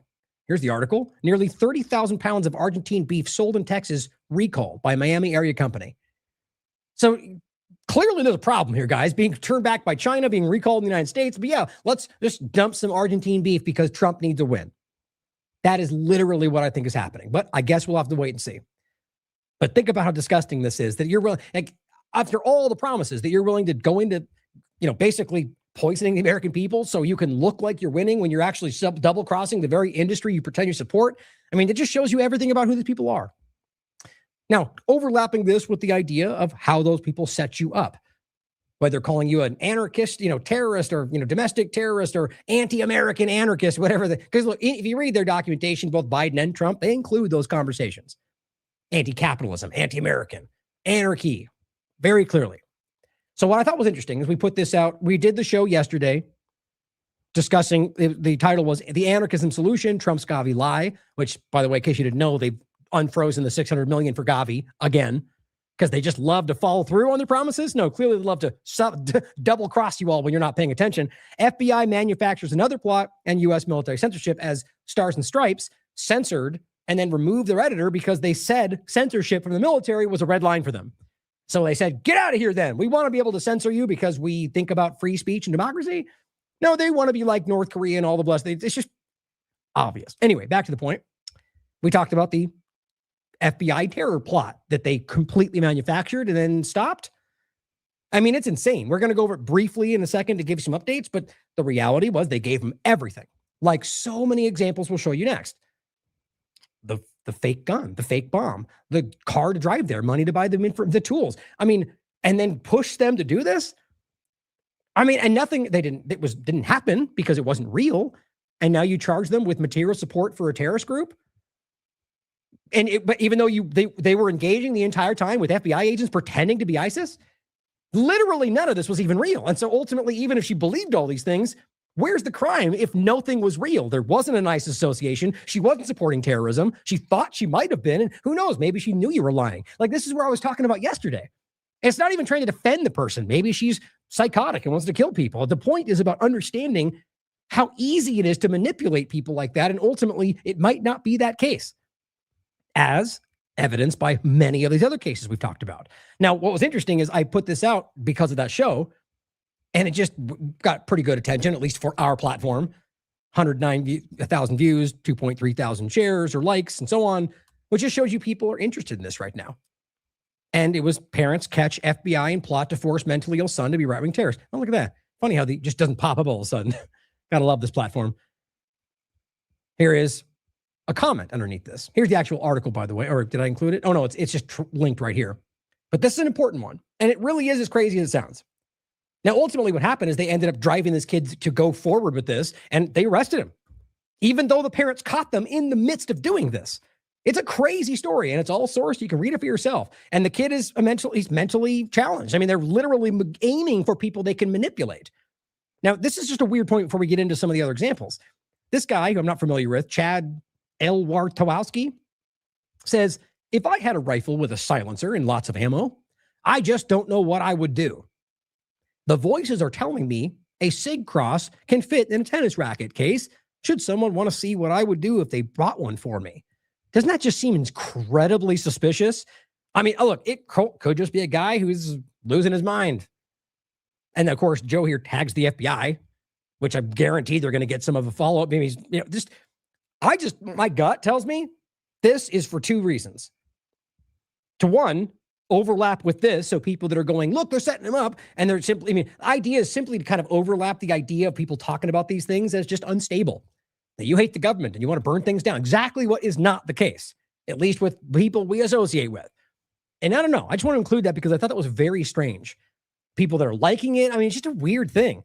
Why would you even say something like that? I'll leave it there for you guys to think of for yourselves. I just think one thing that's happening on this platform that's worse than it's ever been is the social engineering. The algorithmic channeling and propaganda and fake movements. Like, this is far more insidious than it's ever been. And guess what? Censorship is still happening too. Maybe less than before. Hard to say. Even if it is, though, it's clearly alarming what's happening on this platform.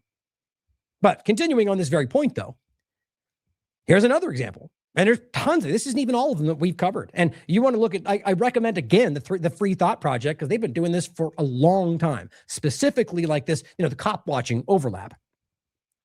2018, Rachel Blevins. It's strange, by the way, how many of these took place during Trump's first administration. Let that sink in. 2028, Rachel Blevins. After, and this is the Free Thought Project, after FBI let Florida shooting happen, media now praising them for arming mentally ill man in fake attack. I'm not going to go into the details because time in general, but read these. It's absolutely crazy how common this is. Here's one from 2017, right? Matt Agrest. Records reveal FBI gave man a rifle, urged him to carry out mass shootings to, quote, defend Islam. And one of the common threads is whether or not they even go through with it, they arrest them anyway and charge them with the crime. So, so if they didn't even go through with it, and ultimately they end up going, I don't want to do that, even if they agreed to before, but never broke the law, what if they were just gaslighting you because they wanted to talk to you? Which is what many of these mentally challenged people are looking for, just a friend, somebody who, and that's what they've done. Like with the first example, or even the one I just showed you. It ends up being a kid who doesn't have many friends, according to their parents. And these FBI agents sidle up next to him and say, hey man, I want to be your friend. Let's hang out, because of like one comment you saw on his Twitter account. And then over the process of 6 months to a year, they basically coerce them to join. They go, look, I have a group that we like freedom. It's called ISIS. You want to join? That's what I expect from these people. And historically, look into the Intercept, breaking this down. It's real, guys. And they basically manipulate these people into feeling like they're part of a group. And then next part, and you end up standing there with and all of a sudden you're being arrested. It's just insane. Now, yes, there are crazy people out there that are being arrested because they actually break the law. I'm not saying that's not the case, but I want you to understand that the FBI is primarily, in my experience, out there trying to manufacture plots, historically speaking. You can disagree. I certainly could be wrong. The idea that's happening is enough. But if you really dive into the origins of the FBI, I mean, it's been an anti-American institution from the beginning. I've covered this a lot. Mainstream media admits FBI groomed terrorist for 4th of July attack. That's what I was just mentioning. Gave him supplies. 2018, Rachel Blevins. So why is it so many times during Trump's first administration that the FBI is trying to manufacture terror plots when now it seems to be perfectly in line with his agenda with Israel? Seems relevant. Here is 2016, Orlando shooter. Remember, and we talked a lot about this one. Deeper hidden ties to the FBI. This is John Rappaport. John Rappaport goes through this and breaks down the obvious ties. Here's what the FBI was doing instead of catching the Orlando shooter. This was Darius, Shata Masibi? I forget how to pronounce his name. It was also the Free Thought Project. This was Anti-Media, actually. June 14th, 2016. 16. And this one's an important one, actually, as well. It's, again, just, basically manufacturing things. This is from 2017, Rachel Blevins, Free Thought Project, 3 ways the New York City terrorist attack proves that the war on terror is a failure and simply propaganda. 2017, Rachel Blevins, same thing. Evidence emerges showing FBI was behind the 2015 ISIS terror attack in Texas. This one is from 2017 as well, Rachel Blevins, the Free Thought Project. FBI interviewed New York City terrorist about his ties to terrorism before the attack. Now, that is near ubiquitous, by the way, and you know that too. This one, 2023. This one was Derek Bros. And this is for the Last American Vagabond. The FBI's entrapment of Americans continues with latest arrest of 18-year-old with developmental issues. It just doesn't stop, guys. These people are doing this on purpose. So they can appear, I mean, look at, you take an already obvious problem that career people in the FBI have been doing, and then you let Kash Patel run it. And then you get a woman dressed in a burqa going through Home Depot. That's what you get. The most incompetent breakdown of what you might have argued was at least competent before, but still flimsy. But you get the Kash Patel, Dan Bongino version, and it's laughable. But that's where we are today. It's not, and weirdly continual, guys. I mean, these things happened during Biden's administration too. Let's not pretend it's not. It's all of it. But it's interesting how this correlates with Trump's administrations. And I just want to add this to the end of it. Actually, maybe there's one more. Yeah, this one here first. This is something we've talked about recently. Actually, kind of separate, but. This is 2016. FBI's outside party that they didn't reveal at the time, revealed as bureau angles to keep new hack secret. But even this, by the way, doesn't really get into the whole picture because it ultimately was revealed that it was Israel, right? And we just talked about this again recently. They were desperately trying to hide what this really was, and it didn't even fully come out then.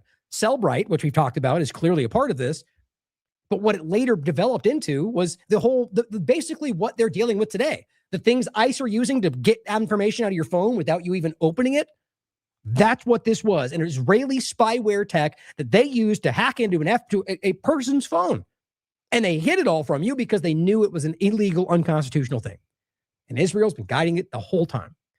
And at that point, then, also, you're getting infiltrated because that's always what they do. But realize the spyware that Trump has welcomed back into this administration, which we're going to talk about more in a second too, wherever that was, right? Meet the spyware companies that Trump's preparing to unleash during his second term. I mean, you can see this thread that ties the direction together going back to, I mean, it's been being built around us for a long time. It's the best way to put that.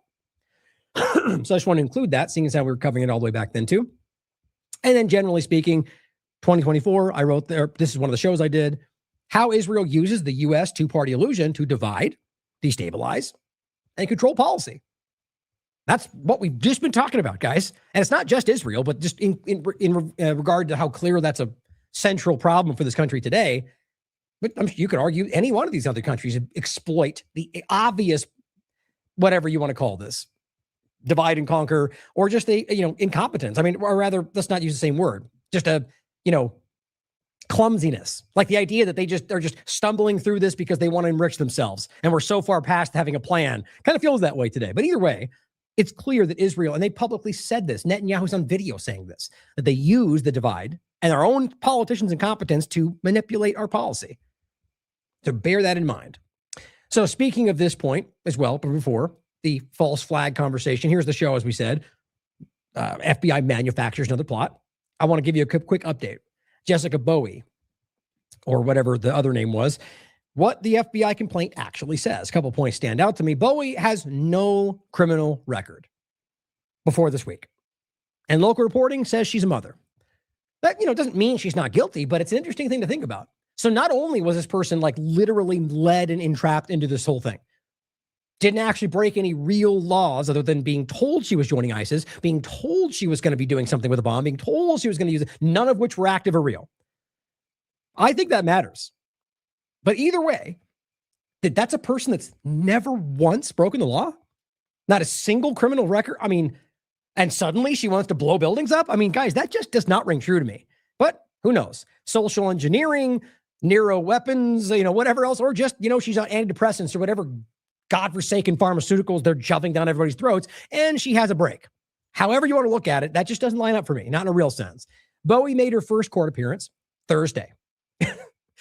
Think about that. We can't get these people in court that we like, these major stories, Robinson, whatever else. Think how long they drag these things out, and boom, Thursday in court, it was already halfway through. Why? What's the difference here? Because I feel like this is my opinion, this is important for their agenda. They want you looking at this. That one they want you to forget about. It goes on to say, appearance Thursday in the Northern District of New York in a single charge, one charge, of attempting to provide, that's the point, material support to a foreign terrorist group that, by the way, wasn't involved. Explain for me, and you know why they don't charge her with terrorist attacks? Because nothing actually happened. Good luck trying to sell them on an actual attack when the attack wasn't real, when there wasn't any risk. Just because she thought she was doing that, this is where you get into proving that she thought that. What if she comes in and goes, I never thought that. I knew it was fake. I was tricking them. No, the judge could decide, but ultimately, how do you prove that that's what her intent was? You see, intent becomes a very difficult thing to prove in court, in many cases anyway. And so here, attempting to provide material support. So you have FBI agents, which is what the case was. The FBI had been watching her for weeks. According to the complaint, she spent that time with people she believed were ISIS, but who were really FBI agents in burqas, or whatever you want to call it.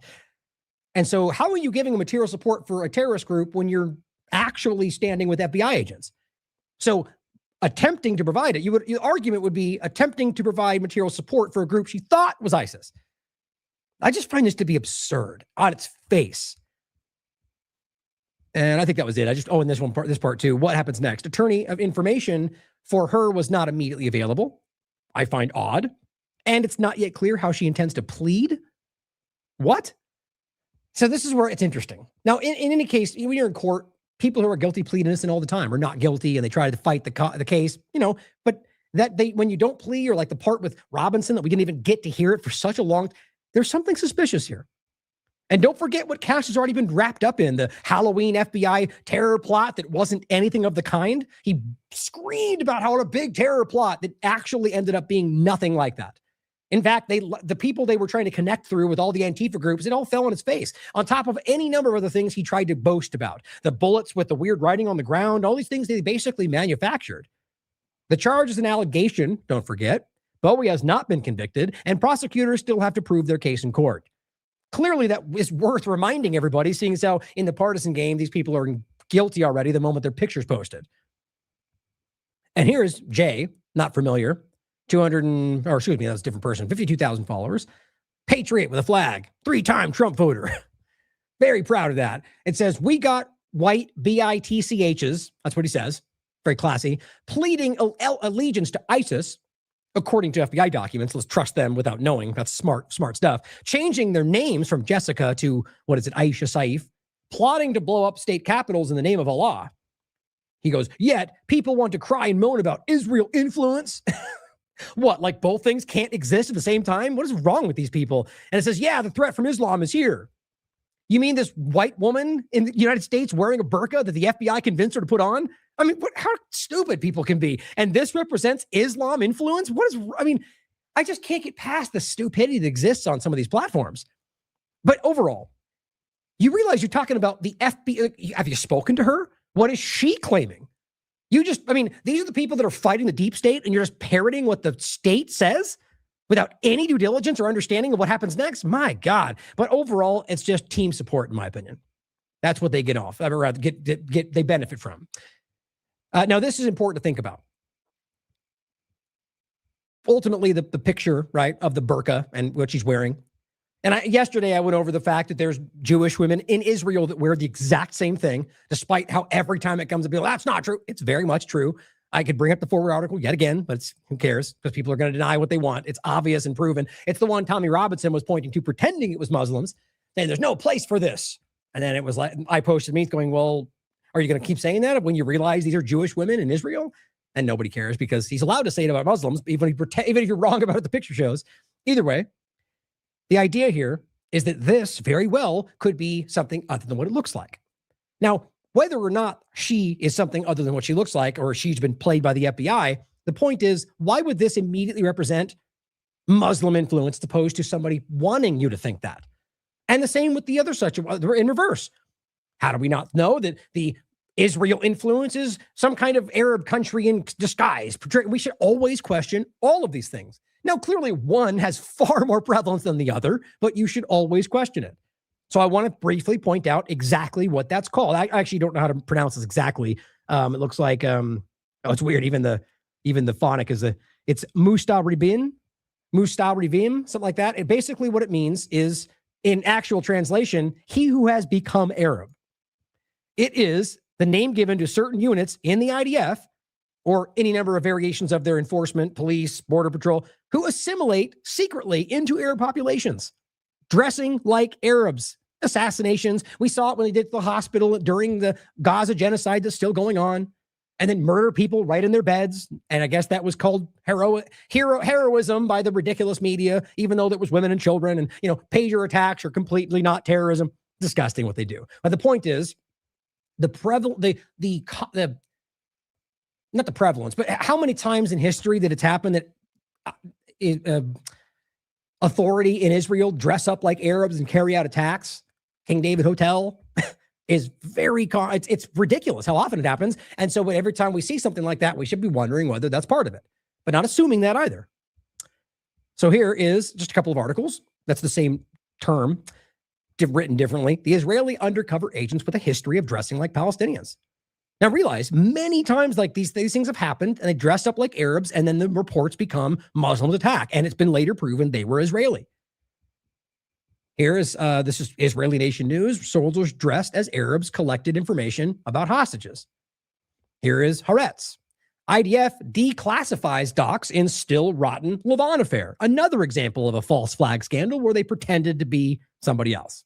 Here is a good breakdown from Sean King, the North Star with Sean King. Israel's history of false flags, assassinations, massacres, blame shifted to Arabs and Muslims. There's a lot of good stuff in here, but one of the main ones, the King David Hotel bombing, which he's right about. Most Americans don't even know about this, or even the USS Liberty for that matter. They literally dressed up like Arab workers and went in and carried out a false flag. It's very documented. And we're talking about the Irgun, the earlier, and Menachem Begin, and all these are the early elements of Zionism. And here's Al Jazeera Journalism Review. This is a different overlap on December 2024. Fake accounts with Arab faces. The virtual, digital version. A well-organized cyber army. We know this is happening. Just realize how common this is and how many examples we could have outlined. And so asking yourself if that's what that represented or something else. So on the carryover from that, talking about Israel infiltration, let's talk about the border and the control grid being built around us, starting with this video. Interesting, this video, because it's not new. This is happening. Now, this is specifically about the idea of whether or not you criticized Israel and having the U.S. government stop you at the border as an American and say, we need to look at your phone because you tweeted things about Israel. That's not a joke. We've even seen videos of FBI and other like ICE elements going to people's homes and saying, well, we just want to check on you because you wrote things about Israel. It's not a joke. The video's been around. It's happened many times. We have people like Abbott in Texas who force you to sign documents that say you won't talk about Israel to get money that you paid for with your taxes. It's all over this country, guys. Here's an example of that happening where a U.S. citizen was held, a journalist, I believe he is, because they said he spoke about Israel. Now, when I said this is not new, realize this has happened to Derek more than once. Not necessarily because of Israel, but who knows? But just realize it doesn't get as much attention when it happens to somebody like Derek, and I think that's worth noting. But here's a good clip. U.S. citizens are now being detained at the border for allegedly writing negative tweets about Israeli politicians. I'm not joking. Take a listen. I was detained and questioned by the Department of Homeland Security yesterday for 3 hours about Israel. I returned yesterday from my trip to Lebanon, and through the passport line, they immediately took my passport, put it in a red folder, and said the DHS has to speak with you. Of course, I went. They didn't let me take my luggage. And when I get there, they start asking me questions about me, my family, my friends, where I went to high school. They wrote everything down. I'm not going to lie to them. They looked through my social medias, and then they asked me, have you ever doxed anyone? I said no. Have you ever doxed a politician? I said no. Have you ever said anything negative about an Israeli politician? I said yes. Now there's not one guy, now there's two guys, agents with the badges around their necks asking me questions, and they say, why would you do that? They were talking about a tweet about Ben-Gvir, an Israeli minister I made in April of 2026. You know, the guy who is literally calling for the death of children. And I'm not making a hyperbolic statement. Literally saying that's how you win. You kill their children. He said that like 3 times over the last couple of months, guys, or saying we burn their houses down, or saying how it's never ending. And now your government is hassling you because you say that's a bad person? Wake up, guys. They told me, do not do that again. Do not make a negative tweet about him. After about 30 minutes more of questioning, why would I criticize Ben-Gvir of the Israeli government? Took more information, my phone number, my email, my address, and then they said, do not do this again. Guys, what is happening? We got U.S. Border Patrol scolding Americans for writing bad tweets about Israeli politicians. Like, are we still sovereign? Now, somebody asked in the chat, like, why do you talk to them? It's a good question, right? But let's get into the difference they believe exists on the border. This is hugely important, guys. And this is something Derek overlapped in his recent article, but something we've written about more than once on this platform. They don't believe that your rights exist when you're on the border. Even if you're going doesn't matter. When you're in the realm of the border control, which right now seems to encroach well beyond the 100-mile zone they create, and you can see it with ICE and everything else, they believe your rights don't exist. That's why ICE is now just grabbing phones and looking at it, but they don't believe they have to do any of it. Kicking your doors in because they believe they're looking for an immigrant. That is why that really that's where it stems from. Now it's being largely more abused. So here, again, first actually, and this is the same image, by the way, we're going to show you in a second. That is not a joke. That's from the ACLU. It's called the Constitution Free Zone. And they do not deny this. This is a place around the border where they argue your rights don't apply because they have to deal with immigration. Look at Maine, guys. You live in the state of Maine. In their mind, you don't even have rights, at least as it pertains to if and when they want to act in that way. Not to just in every given moment, right? But if they want to just go and say, hey, we think they could just do what they want. And that's not a joke. Look at Oregon, half of California. This is insane. And this has been so long. Now, Derek was detained at the border without charge, and they allowed his pet to die. Literally, he was saying, my pet's in the car. It's hot outside. And they let his pet die. And they didn't charge him with anything. He had no reason to stop him. Oh, you're wearing an anarchy shirt. That's what happened to him recently, actually. But just realizing this goes back a long way. This is 2020. Now, that's about Israel. That's why it's getting more attention. But just this is not new, guys. We need to realize that. Now, Derek wrote this on August 19th. Now, again, this is not a new conversation. Whitney, Derek, myself, we've been covering the Anduril surveillance, the Palantir surveillance for a long time. The point of this article is the tripling of it, the new development of this very topic that Whitney's been covering for a long time. Derek's been covering for a long time. Peter Thiel funded company Anduril, same kind of weird association with the lore. It's all interconnected with these people. Like the whole Peter Thiel verse, the Founders Fund, the Mark Andreessen's, Palmer Luckey, and all the different people we've talked about, Lonsdale. Peter Thiel funded company Anduril to triple the number of autonomous surveillance towers along the U.S.-Mexico border. Now, these aren't just cameras, guys. This isn't even just a flock camera. These things go well beyond that. They are weaponized, and they biometrics. I mean, it's the whole thing. This is where it's going. These are lined up around the border. So even just coming and going, why aren't you're going to they don't even ask. Because your rights don't exist. Just give up your biometrics, give up your personal information, give us your phone. Is that what a free country sounds like to you? In June, the Government Accountability Office, the GAO, released a new report that detailed how the Department of Homeland Security has contracted with Anduril Industries, a Peter Thiel funded company, to nearly triple the number of surveillance towers along the U.S. border. The report outlines the plan to increase the number of surveillance towers from 830 to 2,300 by 2034. Detect items of interest such as people's or vehicles. So it's in the flock realm, but when you dive into these, you see that it goes way beyond what we're talking about today. The Electronic Frontier Foundation, a nonprofit dedicated to digital privacy and rights, called the expansion of the border surveillance, quote, a digital dumpster fire for human rights and civil liberties. Quote, it's not just surveillance towers, drones, aerostat. Now, this is what's important too. It's not, it's a autonomous surveillance dynamic that I'm going to get into. Eric Prince is stepping into. And you know where that goes. We just talked about this. Fake front companies. But either way, the point is it's not just these surveillance towers. It's drones. It says aerostats, surveillance vehicles, ground sensors, game cameras, license plate readers, and are also part of the vast taxpayer-funded infrastructure that threatens all of those who work, live, or seek refuge in the borderlands, says the EFF. And they wrote this in their response to the GAO report. It says, quote, this technology isn't exclusive to U.S. federal agencies. It's also deployed by state and local law enforcement and even by governments on the Mexican side, meaning it's all over the country, guys, and it's going to grow. The EFF also notes that these rapidly expanding surveillance technologies place residential neighborhoods in Arizona and all around the border within the sight of those towers. So it's not just that you exist in that weird limbo state, but these very things that go well beyond the normal things that we're already griping about or rightly calling out and should remove because they're unconstitutional, and they're looking at your house. You're literally living next to one of these super invasive biometric cameras with drones.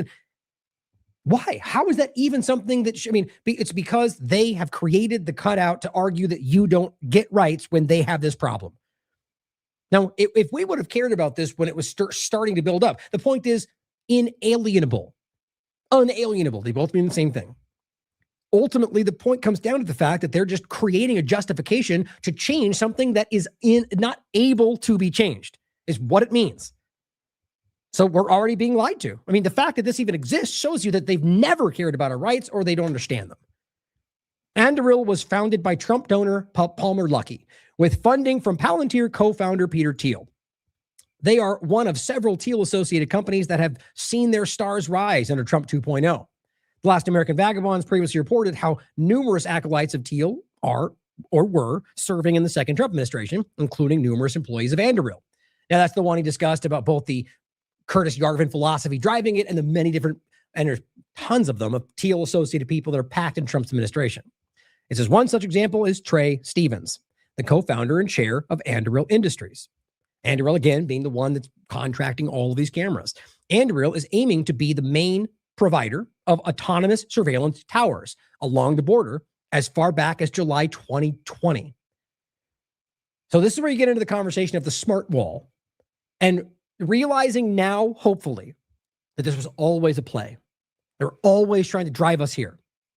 The surveillance tower, and building it in 2020, the surveillance towers, the surveillance towers use on Anduril AI software known as Lattice that automatically detects, I just said, read that funny, they use an Anduril AI software known as Lattice. Now, not the same as Red Lattice we talked about, but it's interesting overlap, that automatically detects, classifies, and tracks people and vehicles from miles away during the day and at night. Anduril describes Lattice as a software platform that takes data from disparate and distributed sensors, feeds, and systems and moves this data into a single integration layer, the control grid. And once this all becomes interconnected, you have one single, and this is what they're driving for. This is why they unsiloed all of your personal information and jammed it into one place, because otherwise it's too difficult for this to be possible, or whatever else they would want to do with that, train their AI models, for example. Even though that violates your rights, removes privacy, but who cares? Trump's saving the world, right? It says, in October 2024, towards the end of the Biden administration, Anduril announces a $249,978,466 contract for more than 500 of the Roadrunner MS and additional Pulsar electronic warfare capabilities. So Biden to Trump. See how it just continues, guys? Left and right's an illusion. In January, the U.S. Marine Corps awarded Anduril a $23.9 million contract to deliver more of the 600 Bolt M systems. Oh, wait. Okay. Now the military is ordering the things that we're using for civilian enforcement.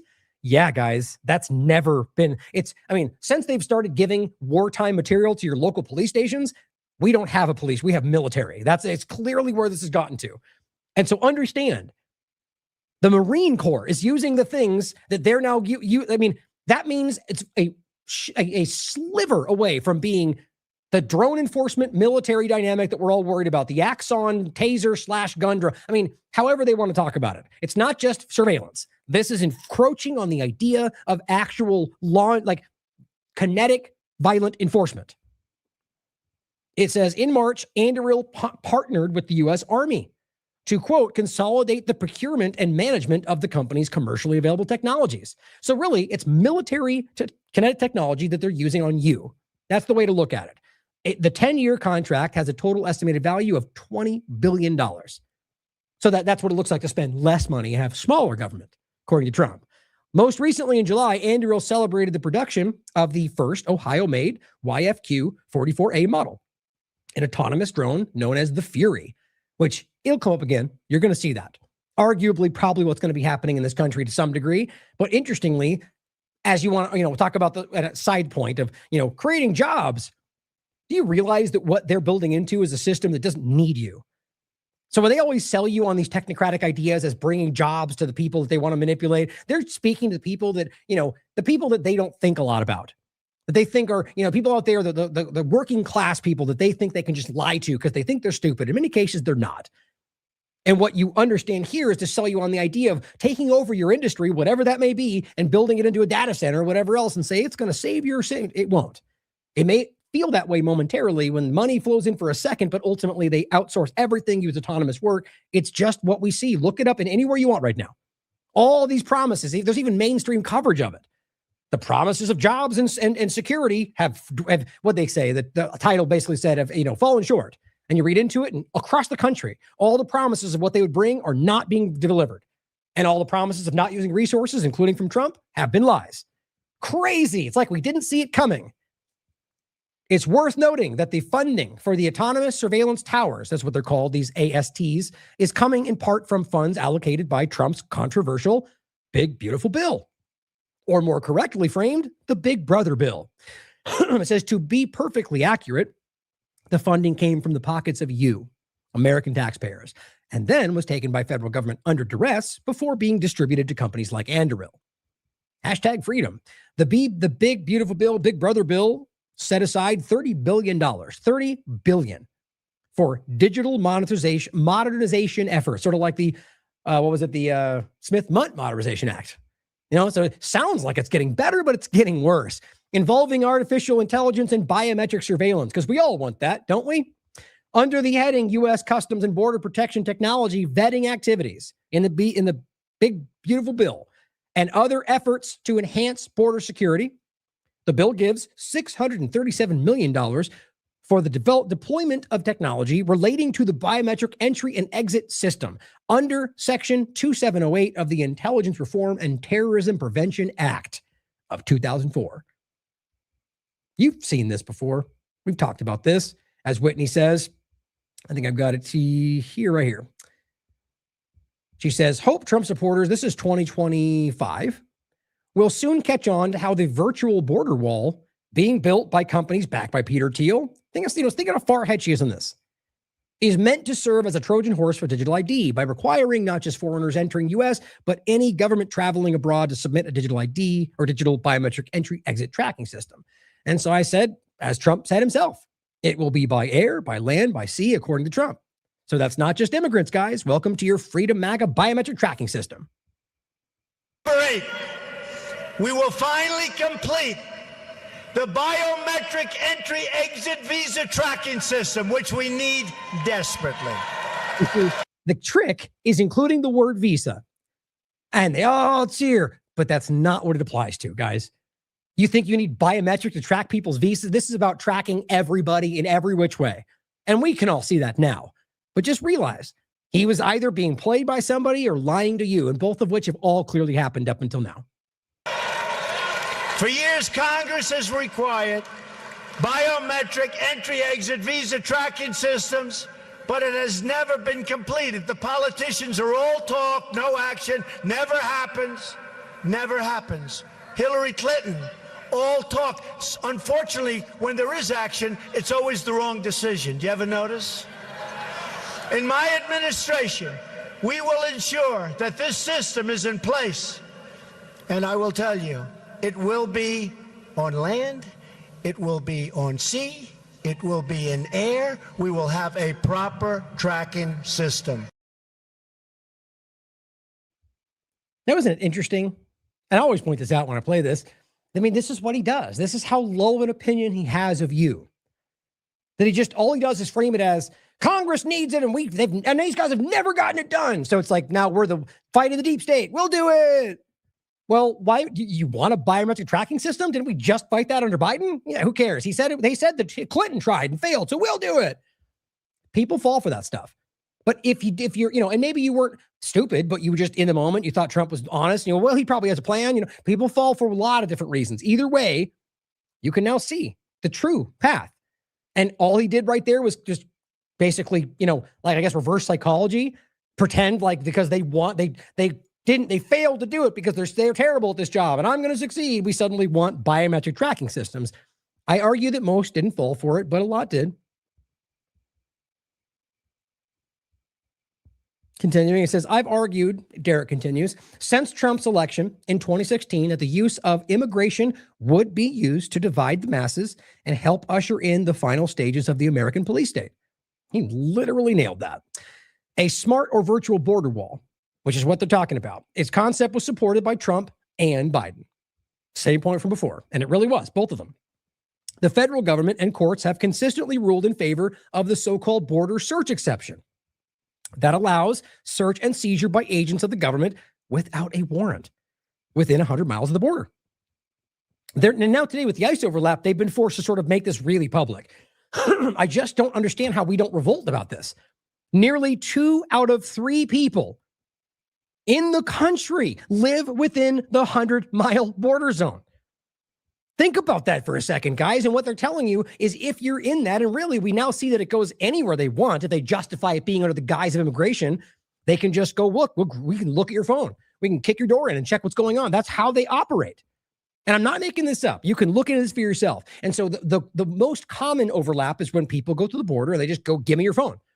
I'm going to dig through information, give me your login, or you're going to go to jail.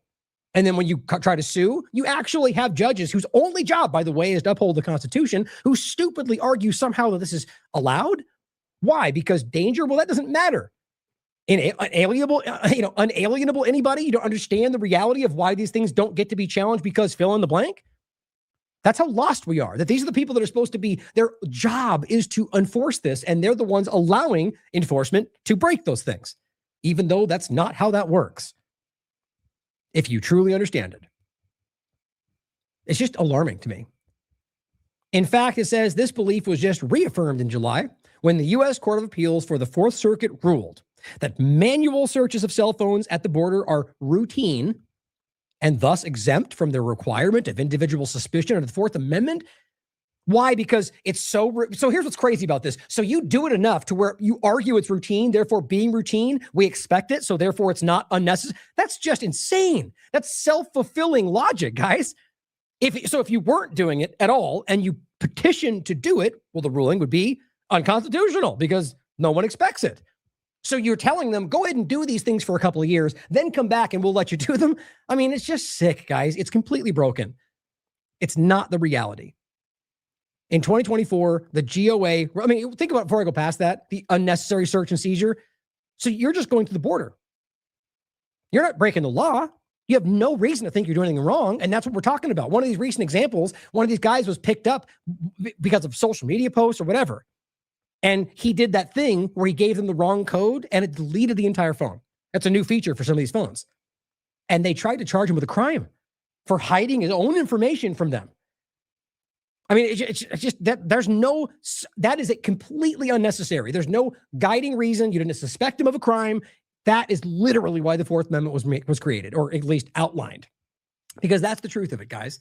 If you understand the founding idea, it was about outlining what they believed were inherent rights for anybody and just only able to enforce it within these boundaries. That's what if you really read it, you understand they meant that. So to argue it only applies to Americans is not understanding what these things really were, or dishonestly lying about them for your own power and control. In 2024, the GOA released a report warning that DHS and associated federal law enforcement agencies were using more than 20 types of surveillance technologies against the American people without a warrant and with limited privacy protections. Every year since the attacks of September 11, 2001, Derek ends, Americans have been forced to endure more and more surveillance measures from the federal government, as well as countless state and local law enforcement agencies. As we approach the 25th anniversary of the 9/11 false flag, it's more important than ever for the American public to ask, are we really free if we no longer have privacy? Important point. Now, here is the Congress gave Andrew the keys to the border, state of surveillance post that simply outlines some of the details. I just want to highlight this yet again. Same overlapping point. 2020, $85 million for the Border Patrol declares the program a formal program of record. So that's a lot different than we're looking for immigrants. Okay, that is we're tracking everybody. And guys, if not even just paying attention, if your eyes are open, you know what this is. It's obvious. So they're telling you in 2020, guys, during pandemic, we're just recording everybody. And that happened then too. 2021, 2023, AI drones. So this has already been building out. 2024, $249 million for Pentagon weapon systems. So just showing you yet again that the things they're using domestically are also being applied for weapons abroad, which is not uncommon, but it just shows you what they, it's like using cattle, social distancing and all these lockdown things they use in prisons and cattle on Americans during COVID-19. It just shows you something. See the Anduril drones that are taking AI-driven warfare to new heights. This is 2025. Autonomous systems like Anduril drones aim to make aerial combat faster and cheaper. I'm simply showing you this because I believe this is where it's going, whether it's Anduril or the one I'm going to get to next. I think it's Vectis air defense systems or any other. I believe this is the direction it's going in. And we all see it. Anduril is redefining defense tech with AI-guided systems like the Fury aircraft. So what they just described as something being built in Ohio, arguably for some kind of local, domestic dynamic, is also being used for AI-guided defense outside of this country. The same one. This is from Defense Express. U.S. Army signs 10-year, $20 billion deal with Anduril to consolidate 120 plus contracts into a single AI-powered Lattice software framework. 2026 March. So again, what it shows you is not just one, but rather basically consolidating it in one thing, one controlled database by one company, or at least the ones they use to do the one thing. Because what your 120 contracts, these are scattered around the country, or at least around the different companies. And so now you have the U.S. Army giving Anduril control over all of it. I just think it's a consolidation. Again, this is the control grid. This is building around us as we speak, and it's physical representation right now. And as I said before, this is the virtual wall, but it's, the whole thing all around. Free Your Mind simply says on top of this post, this is the irony of as Derek was highlighting as well, the irony of the anti-immigrant rhetoric. It's being utilized, even if you believe it's necessary, it's being utilized to expand surveillance infrastructure, and the detention centers will come into play for the domestic terrorists of the future. And you damn well know it. Both Trump and Biden have pushed on that very direction. That's how you weaponize prejudice and use it to further your interests. Well said. Exactly. And I think that's the whole point here, is that ultimately we're dealing with a situation where you may even truly believe that it's necessary for what you're aiming it at. And really it's going to be aimed at everything. And if that matters to you, even if you care about the other issue, if your rights are more important to you, then maybe you should reflect on that. Another quick overlapping point. You've seen this already during the whole razor buoy thing, whatever the hell that was when they were doing that last, when they said the gates on the border are swinging open, right? I did a little more due diligence on this. And what's interesting is the argument is that there are floodgates, I guess. To me, it's irrelevant. What this amounts to is the fact that the gates are open. And as people make the point of, well, I don't see any flock cameras anywhere around this wide open gate. So clearly it's about us. It's always been about us, guys. But what's interesting, though, just to give you the point of what they argue, is that apparently the areas flood, which is true. And that if they don't have these, by the way, these bars that are clearly open, like you can see through the bars, that just because of the bars pressure of the water, that it would cause the whole barrier to get knocked down, which I just find hard to believe, seeing as how you couldn't just build it. I don't know. But either way, the argument is they open these things and hold them open because so they don't have the pressure built up. Okay, fine, whatever. Doesn't that still amount to the fact that you've got a gate open on the border with nobody there watching it? So why wouldn't they just all go there? It's an illusion. Like, there are things that are happening, guys, but we have to understand, as many Republicans are seeing, that this whole thing has been played against us. Now, I'll just play it right here. It's not really important, this what he's saying, just simply showing you.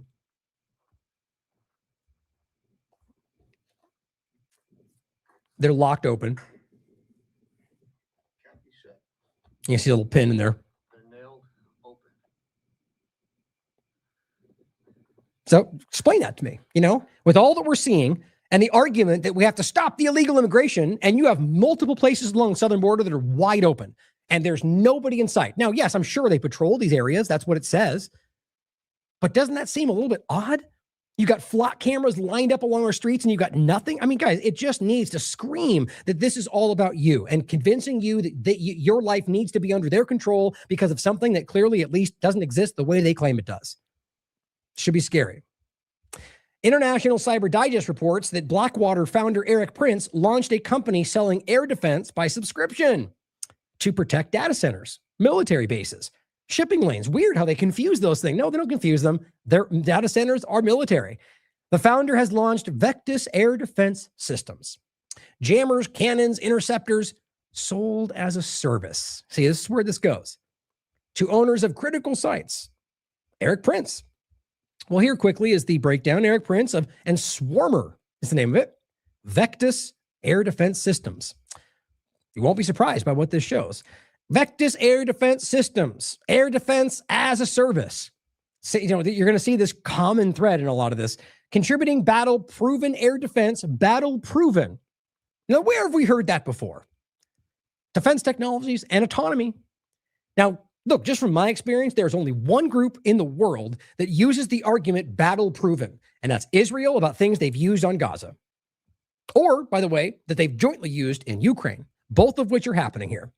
It says, supported more than 100,000 real-world combat missions in Ukraine since April 2024. Then it goes on to say, Vectis Air Defense Systems will integrate best-in-class, battle-tested technologies from the United States, Ukraine, Israel, and other allied nations, combining advanced detection and tracking with layered counter-UAS architecture, incorporating detection, electronic warfare, drone interceptors, and large-caliber cannons. Great, with a high rate of fire. So now you've got armed drones circulating things within the domestic United States. Yep, exactly. Exactly what they're already doing, by the way. Realize where we are. As threats and defensive technologies evolve, the systems deployed at customer sites are expected to evolve with them. Interesting.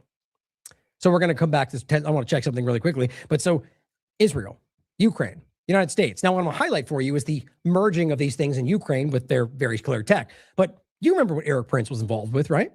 I mean, I think it's very important to understand that this guy has been involved with a lot of weird, shadowy Israel overlaps, which I've talked about a lot. And frankly, one of the things I thought was frustrating is that I've gone over the amazing article from Whitney, the Prince and the Spy that she wrote for the Last American Vagabond.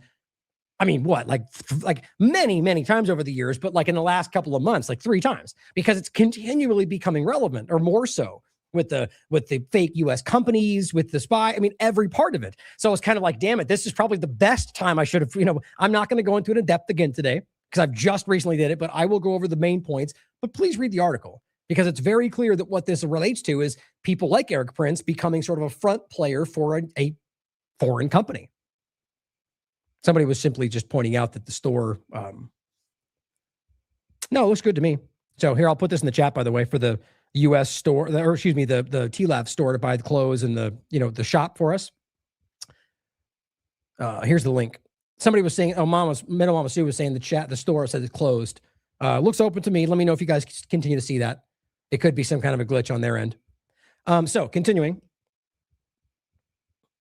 The overlap of Israel, Ukraine, U.S., best in class. Like, if we understand the specific field we're talking about, and the spyware, the tech side, Israel dominates all of this, and we know what they do. And it's their own, it's not secret. They proudly talk about how they infiltrate tech and manipulate foreign countries, including the United States, by the way. Brag about it. So this is why I include this article. Well, actually, first, the point I want to highlight, Israeli defense firm selling anti-drone systems to Ukraine by way of Poland, 2022. So when they talk about Ukraine battle tested, we're talking about Israeli tech, guys. That's important to see. Israel in contact and establishing connections with Ukrainian drone manufacturers to foster cooperation and exchange expertise. We'll come back to that one. It's the point of Eric Prince wanting to sell you a smartphone built in Israel that he ended up scrapping because everybody realized it was built in Israel. And guess what? Built by the people who literally work for the NSO group.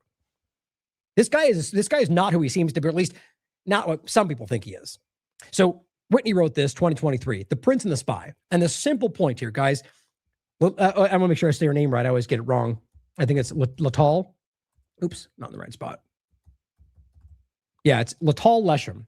She's an Israeli spy, not former. She's an Israeli spy. And ultimately, the long story short of it is that she was involved with building Comframe that he was a part of.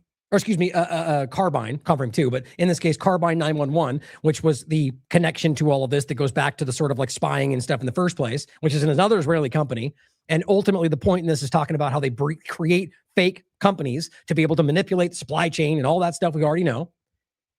In the case of Comframe, which is involved with a whole bunch of other scandals, read the article. The point is that they set this company up and they make it very clear we would not be able to do this. And the whole point of it is selling Israeli tech and getting it immersed in the U.S. system. It's literally outlined on what used to be their website that's no longer there, by the way, at least no longer public. And then using, their connections to get Israeli tech in the U.S. military field. And what they say is, look, we couldn't do this as Israeli company. So we only way we're ultimately allowed to do it is having Eric Prince be the front person as the company. So it's an American company. Now, it's not exactly the way they frame it, but that's literally what it says. And so understand, as we just discussed here in August 16th, Trump makes it easier for foreign governments to secretly operate U.S. companies. He literally changed the reality via, I think it was executive order, and saying these, like, basically creating a circumstance where watch the show. There's a bunch of different actions creating a circumstance where these companies no longer had to record who was the actual leading financial backer. So outside forces could just fund Eric Prince to start a company in the United States, completely control it, and they would not be required to divulge that information. They used to be the case. How do we not find that alarming? Or the fact that they were, as we just discussed before, creating private state-backed cyber attack forces, which overlap with the same groups, the same NSO Israeli type companies. So it's important to see that right now, Eric Prince is pushing back into this field as get back to that article I should have left open, right here. Vectis Air Defense Systems. And it is supported by more than 100,000 real-world combat missions, and again, creating a autonomous AI surveillance in kinetic violent enforcement in the United States. So why wouldn't we consider this to be just one more extension of what he continually has been doing? And here is the same point. Eric Prince wants to sell you a secure, and even in quotes on MIT technology, smartphone that's too good to be true. There's a lot in here that I find relevant. The main part, Unplugged was what was called. Their day-to-day technology operations at the time, that no longer exists as far as I can tell, were run by Aaron Karpin, a former employee of Communitake, the Israeli startup that gave rise to the now infamous hacker for hire group called NSO Group. My God. He's also a veteran of Israel's Unit 8200. And he hid that, guys. Eric Prince literally hid that from people until it was found out, and that's why it seems to have collapsed. So maybe we should question about what the hell this is. Talking about the way they're building this around the border and everything else, guys, it feels a little bit concerning to me. Shoot, I forgot to bring this up. But I don't think I went too much further. I might have shown this if I didn't. Just the Israel defense firm selling drone technology to each other, the idea of Eric Prince and his secure smartphone, and the fact that it's literally connected to the NSO group and an Israeli startup. I mean, just wild. So I recommend you read this article yet again, if you have not, because it opens your mind to a lot of different things, including the fact, as we continually show people, that they create these fake things for this very purpose.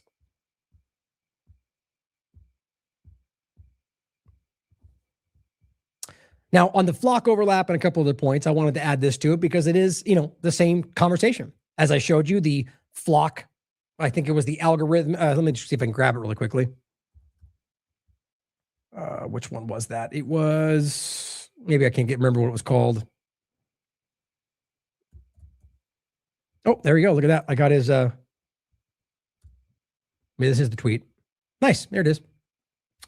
His name is Shlomi Lior. He is the algorithm and systems engineer for flock safety, and he worked in the Israeli military intelligence for 7 years, or till this very moment, for all we know. That's the point. At flock, and plenty other examples, by the way. So first, as Orwell just talked about the other day, about the fusion centers are warning police about growing anger over flock and monitoring Instagram for anti-flock posts. Really. Orwell points out, while the government is making lists on who destroys flock cameras, their new situational awareness use of drones for police departments and fusion centers has already been approved in many cities around the country. Now think about the connection that we just talked about. The violent enforcement that we're talking about, that ICE is using, that Eric Prince is building. I mean, this is coming, guys. It's already here. So then adds this video to it, and she goes, yet another example. Now this is Palantir. This is a Palantir tech. And just watch what they're outlining, guys. This is happening already. Do you want this to be the world we live in? This is Maven Smart System. Palantir. Maven is what he said. We've talked about it. It's Palantir. Software as a service product that we are deploying. Software as a service product. Well, what they're really talking about is security, defense even. So it is the same field. The only difference is they're selling it to you domestically under a different term. Across the entire department. As you can see, it's not just one data feed, it's multiple. And instead of having 8 or 9 systems for those decision makers to look at every single day, in order for them to make decisions, you then fuse it into a single visualization tool. The single visualization tool allows you to select, deselect different types of data, look at different approaches to data, but more importantly, action from the same system that you're trying to develop your workflows around. Once you have a detection that you want to actually move into a targeting workflow, for example, this is what we do. Left click, right click, left click, magically, it becomes a detection. That detection then gets moved into a workflow. This is standard digitized workflow, but I want to walk you through it quickly. You have different types of targets that are identified on the left there. Every single column produces a different type of decision-making process. Once you have that decision and you're trying to actually action that process, we now move into COA generation, course of action generation, where we are automatically, via a number of factors, trying to identify what the best asset to prosecute a target looks like. Once we've got the different approaches and we select one, we then can move directly into how do we action that target. So we've gone from identifying the target to now coming up with a course of action to now actioning that target, all from one system. This is revolutionary. We were having this done in about 8 or 9 systems where humans were literally moving detections left and right in order to get to our desired end state, in this case, actually closing a kill chain. I mean, it speaks for itself, doesn't it? I mean, it's exactly the kind of control grid from the surveillance side of it that Catherine's been outlining for such a long time. I just really need people to realize that it's happening right around you right now, not just coming in the future, happening. So if you care about it, do something about it. And I'm not advocating for violence. Here is another post showing you that not only are they still doing this, but they're hiding it from you because they know we don't want it. I think that speaks for itself as well. And this is and by the way, overlaps with the company that I was trying to tell you about. Actually, first, one of the things we recently talked about was this kind of weird rise, first of all, of people that I don't think actually care about this topic suddenly talking about Flock because it got a lot of attention. And then people, by the way, with good intentions, like, for example, Jason Bassler being framed as being a part of a PSYOP because they were honestly talking about it. Like, it's a weird overlap. But the point was that it matters that they're doing illegal, unconstitutional surveillance, no matter what the company is. But the conversation of Axon versus Flock, it mattered to know which ones were involved. And there was people switching. And the groups Axon are connected with, like Carbine, by the way, back to the other conversation, is that ultimately, as I wrote, Flock, Axon, Vigilant Solutions, Genetech, all the real PSYOP is dividing us into allowing any of them. So if we all debate, no, it's this one, no, it's that one, as opposed to realizing no matter which one they're using, they're all a problem. That's the PSYOP, to get us to divide. It always is. And so this is, by the way, really quickly, Steve and I were looking at this on a show the other day, and I realized what it was, why we were getting inconsistent numbers. If you zoom, the numbers change. See that? That's what it was. So the camera had just been zoomed in and the numbers were, so if you zoom out and for the United States, you get the accurate number, at least as far as they can verify, meaning there could be some they haven't seen. And that's why if you want, you can add to this by, or at least they'll verify it, but you send them information and they'll add to the map if it's accurate. This shows you something important that's still to this day, despite the conversation of how Axon was the real problem. Maybe it is, maybe this is all wrong. Who knows? Question everything. Flock Safety still holds 82% of the entire market around the country. That's what those blue dots are, right, in regard to just all of them. But actually, in fact, you can, they're all blue, which probably should make different, but you can see the different colors and it shows you where the different places are. But Motorola Solutions, which is Vigilant Solutions in regard to the cameras, 5%. So secondarily still is Motorola. Genetech has 2%. In the bottom 6%, which I think is about 1% or below, is Axon. And slow growing, but still in the lowest category. So, and weirdly enough, 5% unknown, whatever that means, maybe just because they haven't identified them. But okay, back to the point. This is Vigilant Solutions, the company actually known as Motorola Solutions. That's who makes it, which Trump has stock in. He also has stock in Axon, but maybe the whole point was to get us to look in the wrong direction. Worth asking. Either way, they know we don't want this, and now they're hiding them in traffic cones. It's perfect. Perfectly disgusting. Look like a normal bridge over a canal. This might look like a normal traffic cone, but if we go in a little closer, you're going to see there's a hole cut in it. And this is a camera manufactured by a company called Motorola Solutions. It is capturing data on vehicles for Customs and Border Protection. My name is Dave Moss. I am Director of Investigations at the Electronic Frontier Foundation, and we're in Imperial County, just southwest of Raleigh. We're about 25 miles from the border. That's North Carolina, right? I don't know if you said it or not, but either way, if you're in the area, make sure you call this out. Make sure you know about it. I mean, and look, if it's happening there, it's happening all over. Call this an automated license plate reader, or ALPR. This specifically is a covert ALPR. It's collecting data on every car that passes, uploading it into a massive searchable database, and they store this data for years. Now ask yourself, does that change anything? I mean, realize these are unconstitutional regardless. But in one case, they're doing it publicly, right? They're going, we're just doing this for safety. Okay, well, now that you're hiding them secretly, doesn't that change it a little bit? It sure does, guys. From a legal perspective, it changes it a lot. But they don't care either way because they're breaking the law, in my opinion, from the get-go. But I just think it shows you that they really know what they're doing is wrong and they don't care. Most of the stuff they're capturing are members of the community, people who are driving through to go to their ranch, to go to the farm, to go to work. But just for sake of time, you could all have included, you can watch the rest of it. But to make his point, continue his point, is it actually helping? Are these things actually stopping crime? Well, in fact, most examples around the country, as Bassler already told you, are not. Verifiably so, because people are becoming motivated and they're demanding evidence and they don't have it. And the ones they show you prove they're lying, prove that they're that Flock either misrepresented it or had some weird unicorn location where it all worked out the way they said it did. First of all, before that, we showed you this yesterday, but this is one of many examples. But the idea this woman spent 7 months, 7 months. How is that even possible in jail, or rather legal hell, excuse me, but ultimately in the process of it, because the Flock camera identified the wrong car. I mean, people, like, there was a guy, the reason I said the guy we recently talked about was in jail for, I forget, it was a while. Now I'm conflating the concepts, but the point was the guy went in jail because they thought he was the guy. And they, even though, by the way, I'm scattering all these, but the guy we just recently showed you where he went to his front door and the guy's like, we have an arrest warrant for you. And the guy's all angry and cussing at him. And the guy's like, do I look like I'm 43? The guy's like 60 or 70 years old. And they just didn't care. wrong age, wrong picture, and they tried to forcefully arrest him anyway. It's blind adherence to authority from the enforcement arm. But there's been countless examples of people being pulled over, arrested violently, put in jail because they got it wrong, because the system either was wrong or somebody lied or whatever it is. And it's not unique. It's not a 1% anomaly. It's actually very prevalent.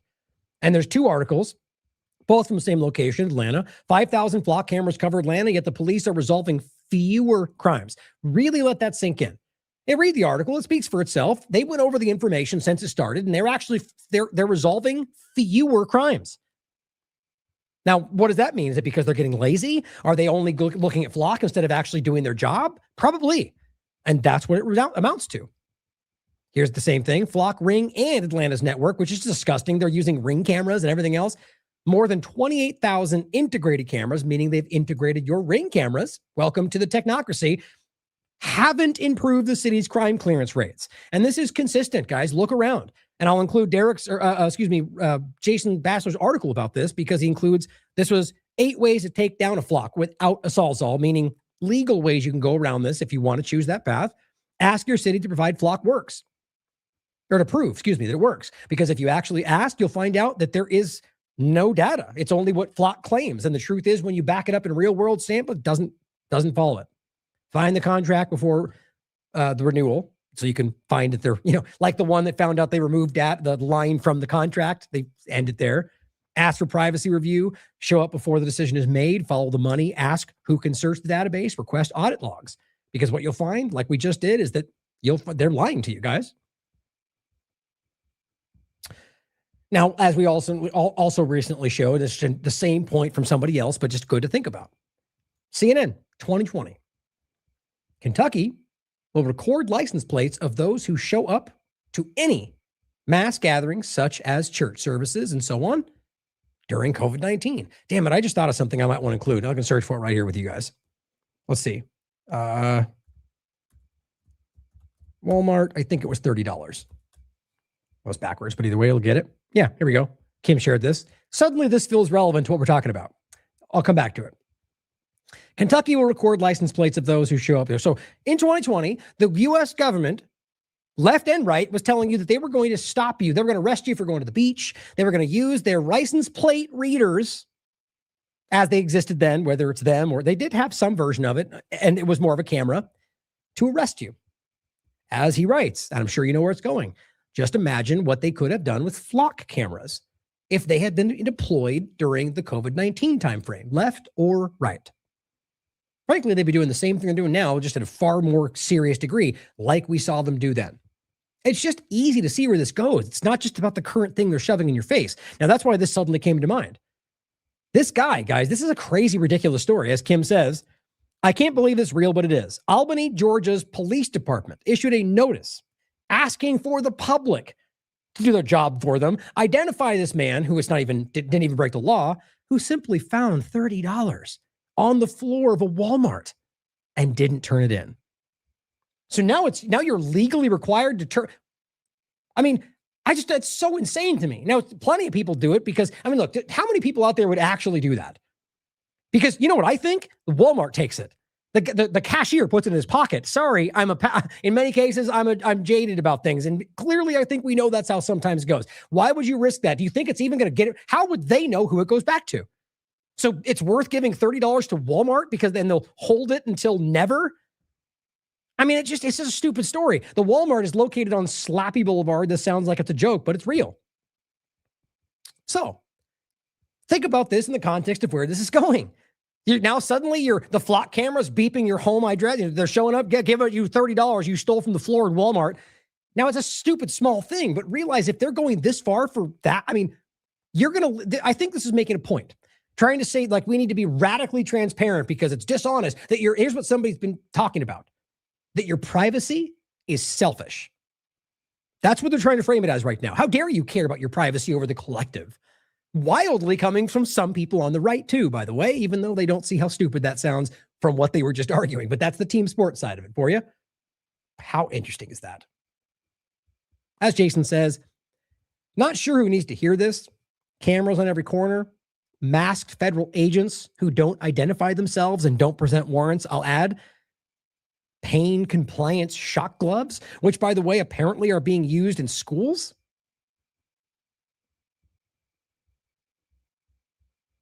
I'm going to grab it real quick for you since we're talking about it. I had this pulled to the side anyway. This is, I'll just play it for you real quick since I bring it up, but shock gloves, not a joke, already exist, by the way, in schools. How is that even possible? That ICE is now trying to use your own car watching you.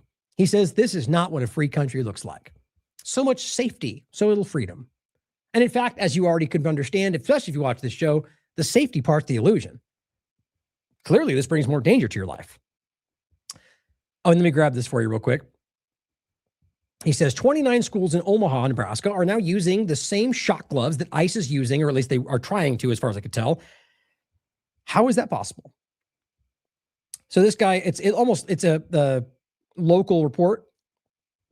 I'll just play it for you real quick, even though that makes the point. I just think it's just pretty crazy that this is actually where we are. I mean, and why would schools or parents be okay with that? Right? Why is it okay that you can use shock gloves to did you fail to learn how to be a teacher?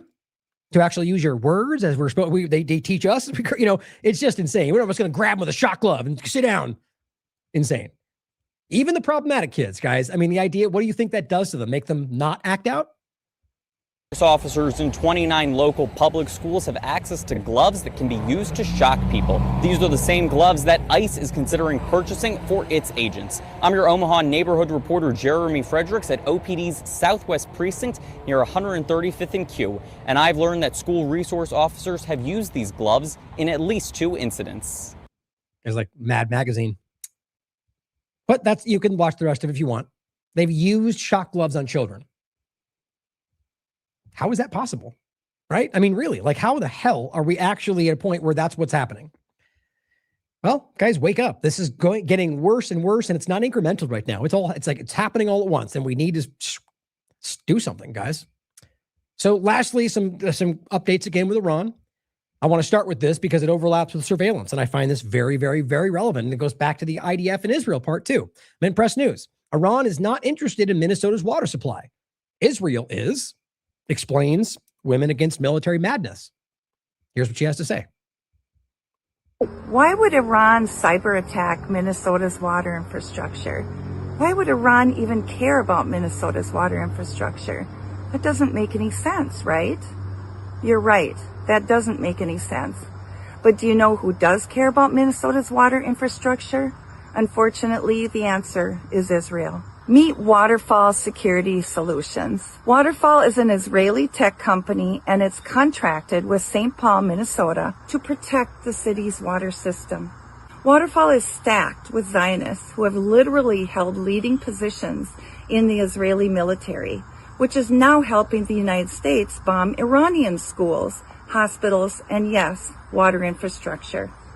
And Waterfall's founder has boasted of doing offensive cybersecurity, aka cyber attacks, for the Israeli military. Activists with WHAM and Vets for Peace began pressuring the city of St. Paul to cut the contract with this Israeli company last year. Just weeks after the start of our campaign, St. Paul suffered a cyber attack. St. Paul officials would later use that attack as a convenient excuse to extend the Waterfall contract for another 5 years. And this month, just weeks after St. Paul extended the Waterfall contract, Minnesota's water system receives another huge cyber attack. Interesting. But what is the lesson here? We at Women Against Military Madness think it's very clear. Israel does not keep us safe. Israel is not protecting anyone. It is murdering babies, stealing land, and generating worldwide violence and chaos that threatens us all. And if you're in St. Paul and you're outraged about your city's complicity with Zionism and apartheid, please stay tuned to WHAM's socials as we announce our next steps towards getting the city of St. Paul to cut all ties with the genocidal state of Israel. Free Palestine.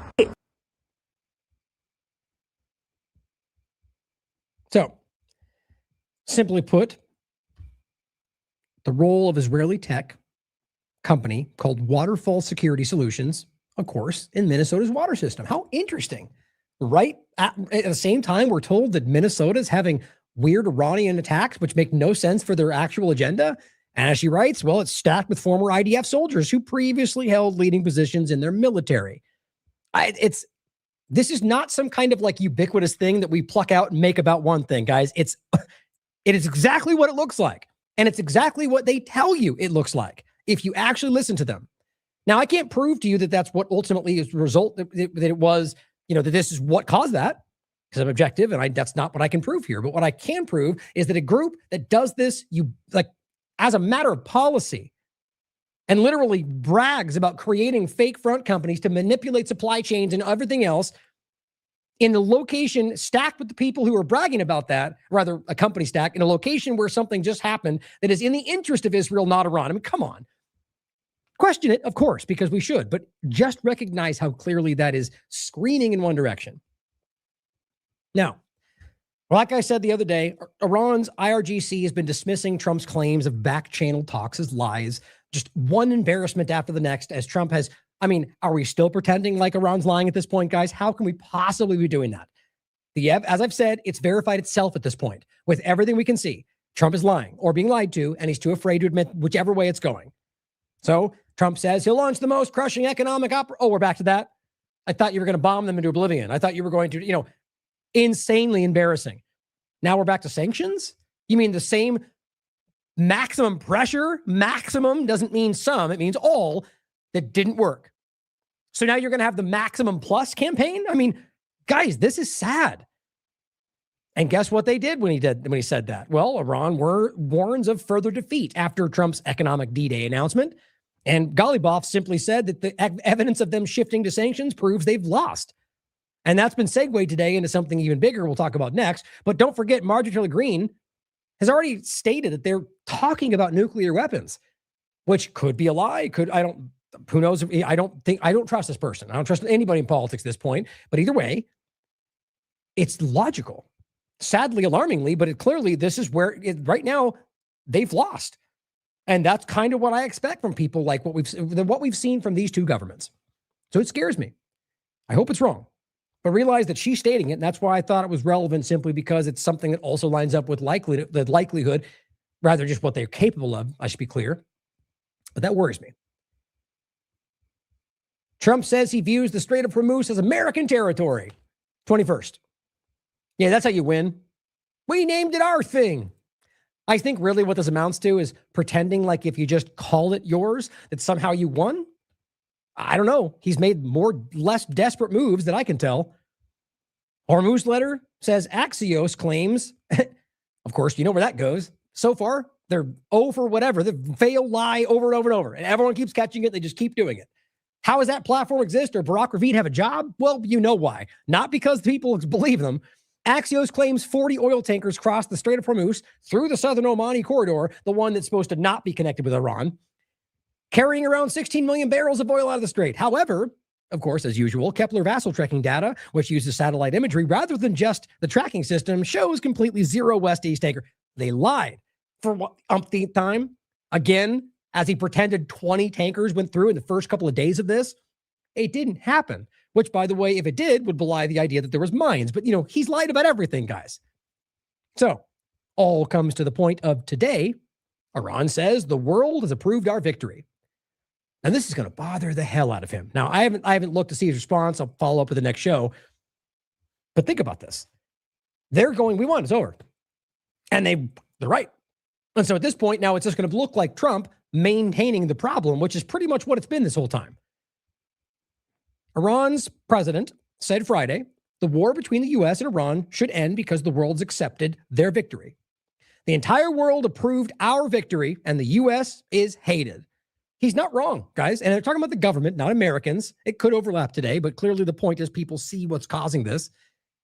But if you really look around and get out of the bubble, it's pretty damn clear that people realize what's happening. President Trump announced Wednesday that his administration would unleash the, quote, most crushing economic... It was embarrassing. I think it's important to really stand back and look at, this is going to be in history one of the most embarrassing presidencies of this, if not in this country. That's not a partisan statement. It's just objective reality of how, it's not just failing and not delivering. It's embarrassing. The way they conduct themselves, the stumbling over what they do, the lying straight to your face when we all know you're lying, MS-13, or being wrong, whatever those things are, it's embarrassing. That's why conservatives are seeing and calling it out too, guys. This will be an economic D-Day, he said, and we'll need all of our allies to stand up with okay. So the real last-ditch effort was to go help us. When he said before that we don't need your help, well, now we do, because they always did. So they need the allies to come and support them and use their economic attacks to basically isolate Iran.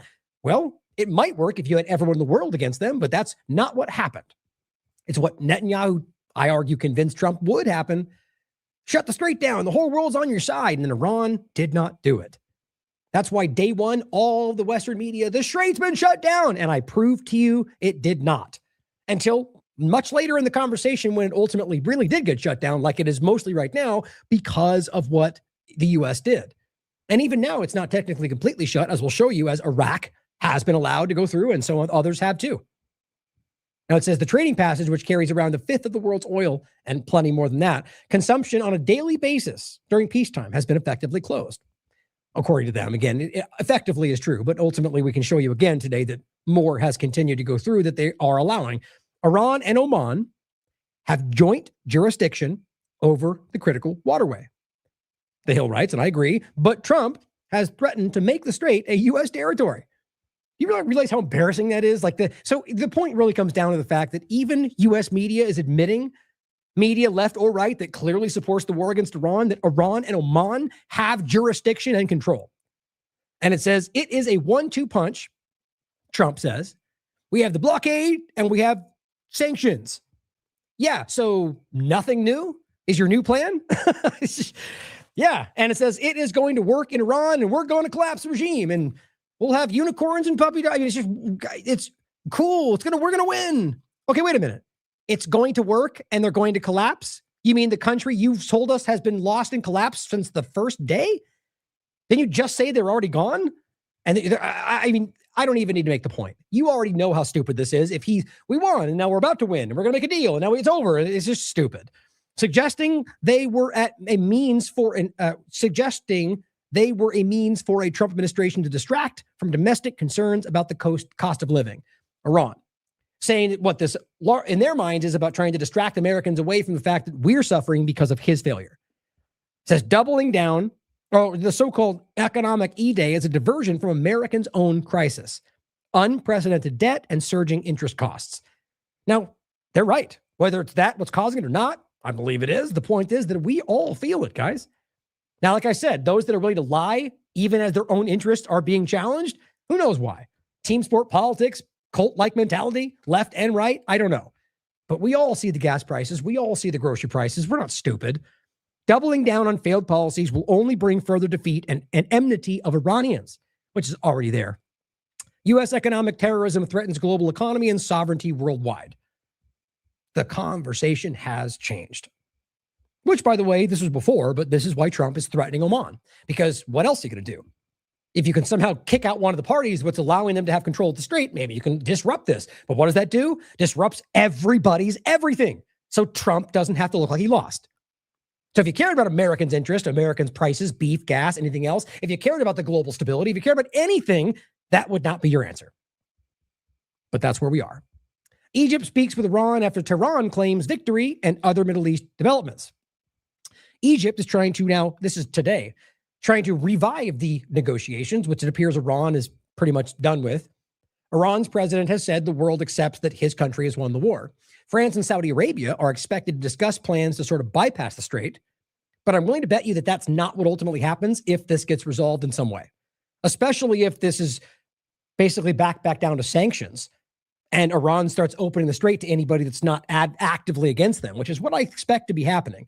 It says France and Saudi Arabia are expected to discuss plans to bypass the strait, where traffic has greatly slowed, not completely stopped, since the United States and Israel launched the war nearly 6 months ago. The illegal war that we all know has started with no justification, yet somehow still continues. Meanwhile, remarks by the U.S. ambassador to Turkey and special envoy for Syria appeared to contradict, interestingly enough, the official U.S. position on the Golan Heights. And Israel has carried out strikes against Syria and Gaza. Different parts, but relevant to the larger picture if you follow this platform. Iran and Iraq have said that oil has been getting out. The governments of Iraq and Iran said Tehran has helped some ships carrying Iraqi oil to transit the strait, but there were few details. There is a facilitation for some ships carrying Iraqi oil in the strait. China has been doing the same thing. I can't prove how much and where and how often, but it's been proven that they've been getting through even the alleged U.S. blockade. Not like yesterday, but there's been multiple examples where it's been proven, according to the trackers, that China was getting through oil.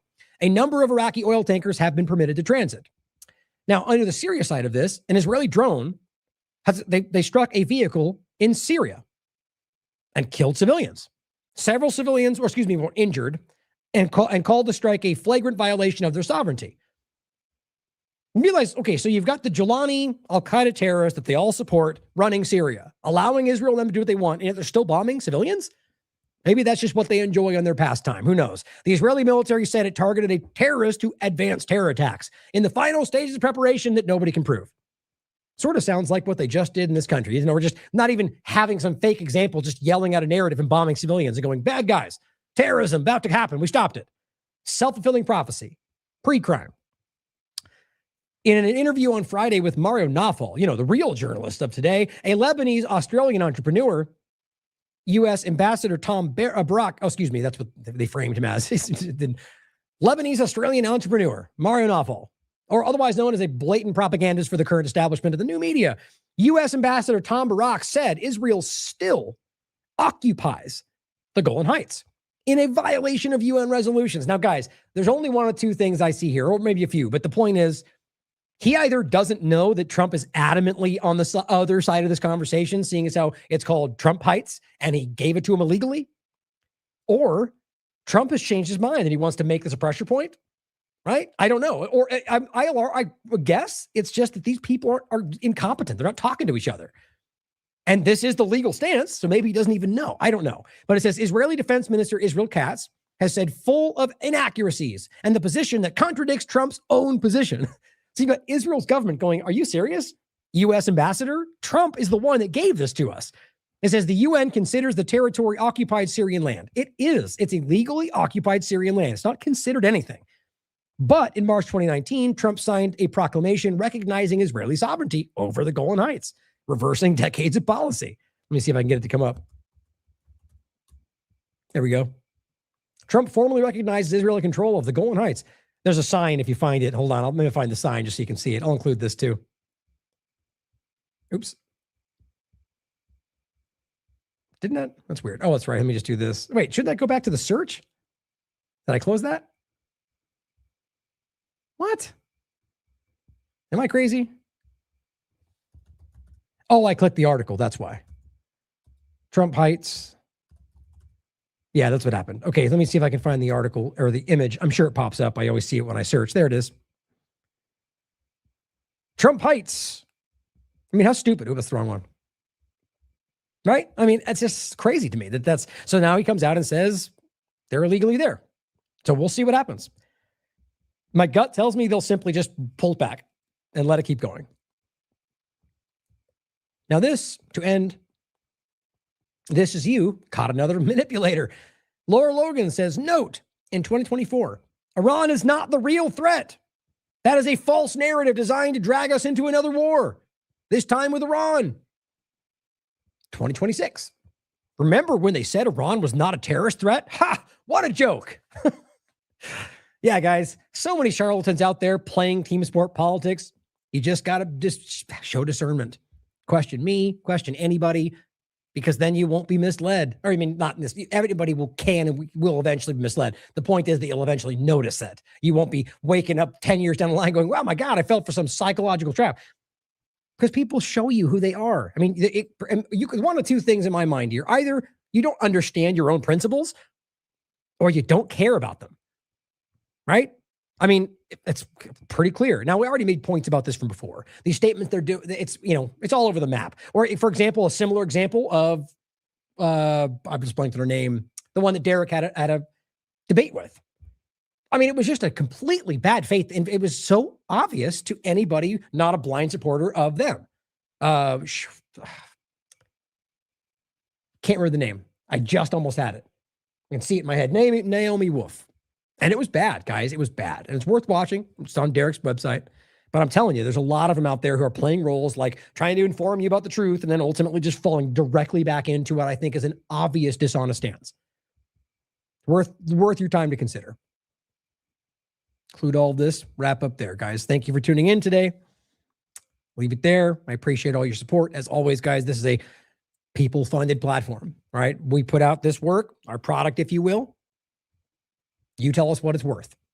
As I keep saying, the idea of donations is something they're using to attack people. And honestly, it's not even the best framing for this, right? Because we put a lot of work into this. It's valuable, whether it's just information. And if you believe that it's worth nothing then don't send anything. But please share it. Please continue. If you hope you enjoy it. If you believe it's worth $1, send $1. If you believe it's worth $1 a month, do a recurring $1 a month. The point is, it's something we put out for that purpose, because without that, this doesn't exist. So if you find value in this and you want to see this continue, just let us know what it's worth to you, because we're not going to stop. I'd like to continue to grow. And we've hit a long patch of stagnation. In fact, we've had to take multiple steps back because of all the different things you've seen us deal with. But we're going to keep going because we believe in you. I love you all. As always, question everything. Come to your own conclusions. Stay vigilant.